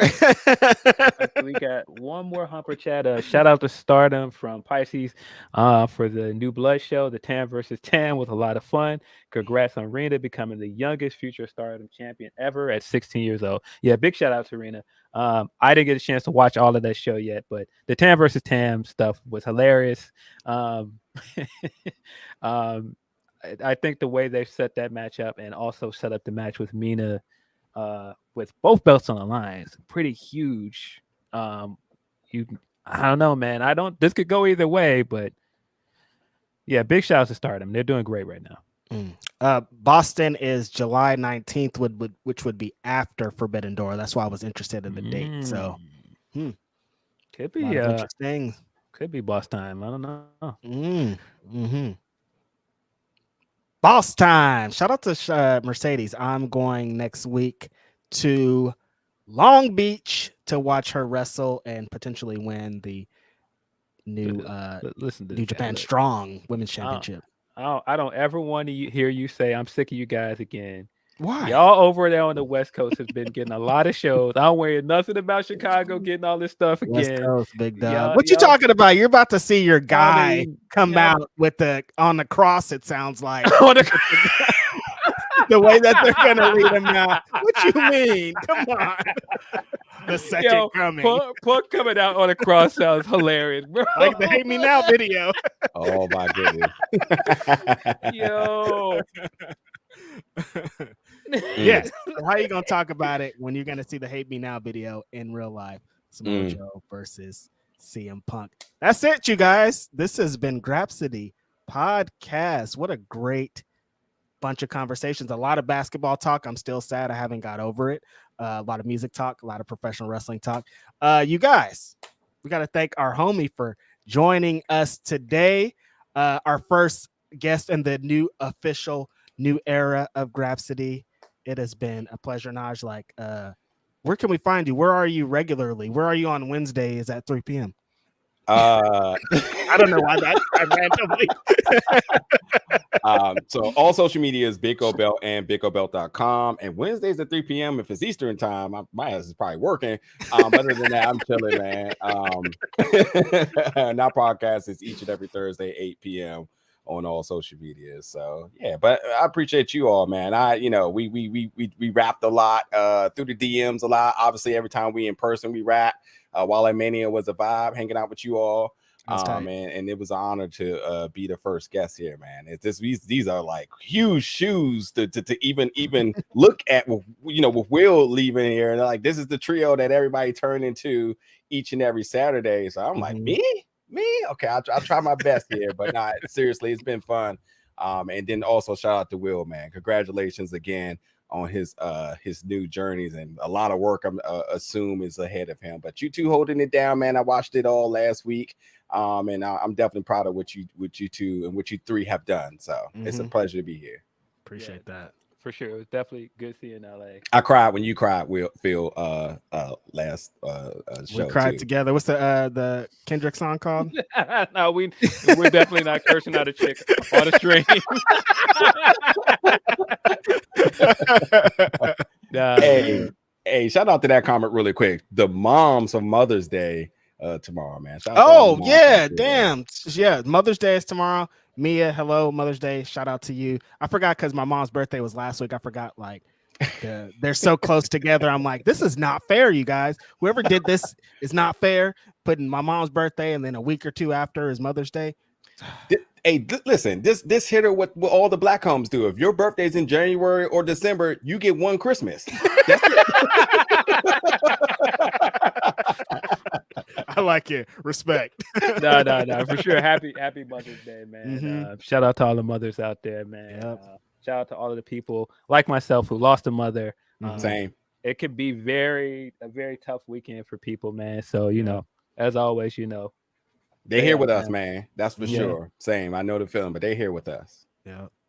That's love. Yeah. So shout out to all y'all. We'll see you guys on Thursday for Ask Grapsody is back this week. Phil and I are gonna be potting next week some extra shits too. I think. I don't know if they've announced that yet, but we're gonna be outside because we're always outside, big dog. Probably gonna see the big homie Naj in Vegas. Sounds like. You already know. Oh, let's go, baby. Yeah, we're all about like to be lit in Vegas for sure. Sounds like we might be pouring up for my guys' championship win. Some light, Some light. And I'm gonna make sure I give you a nice bottle of wine for when your savior comes back. Something special for you there. They're gonna bring him out on the cross, and the only way to pour out is with some lovely wine. Funk on the cross should have been our thumbnail. We really fucked this up. Yo. Oh shit. All right, y'all, man. Yeah, I think that's it. Peace, y'all. See y'all next week. Appreciate all the super chats. Appreciate everything. Grapsody, Phil and Will and Reg. Oh, Will's not here. But Phil and Reg, Naj. Shout out to you guys. We love y'all. Thanks for spending your Saturday with us.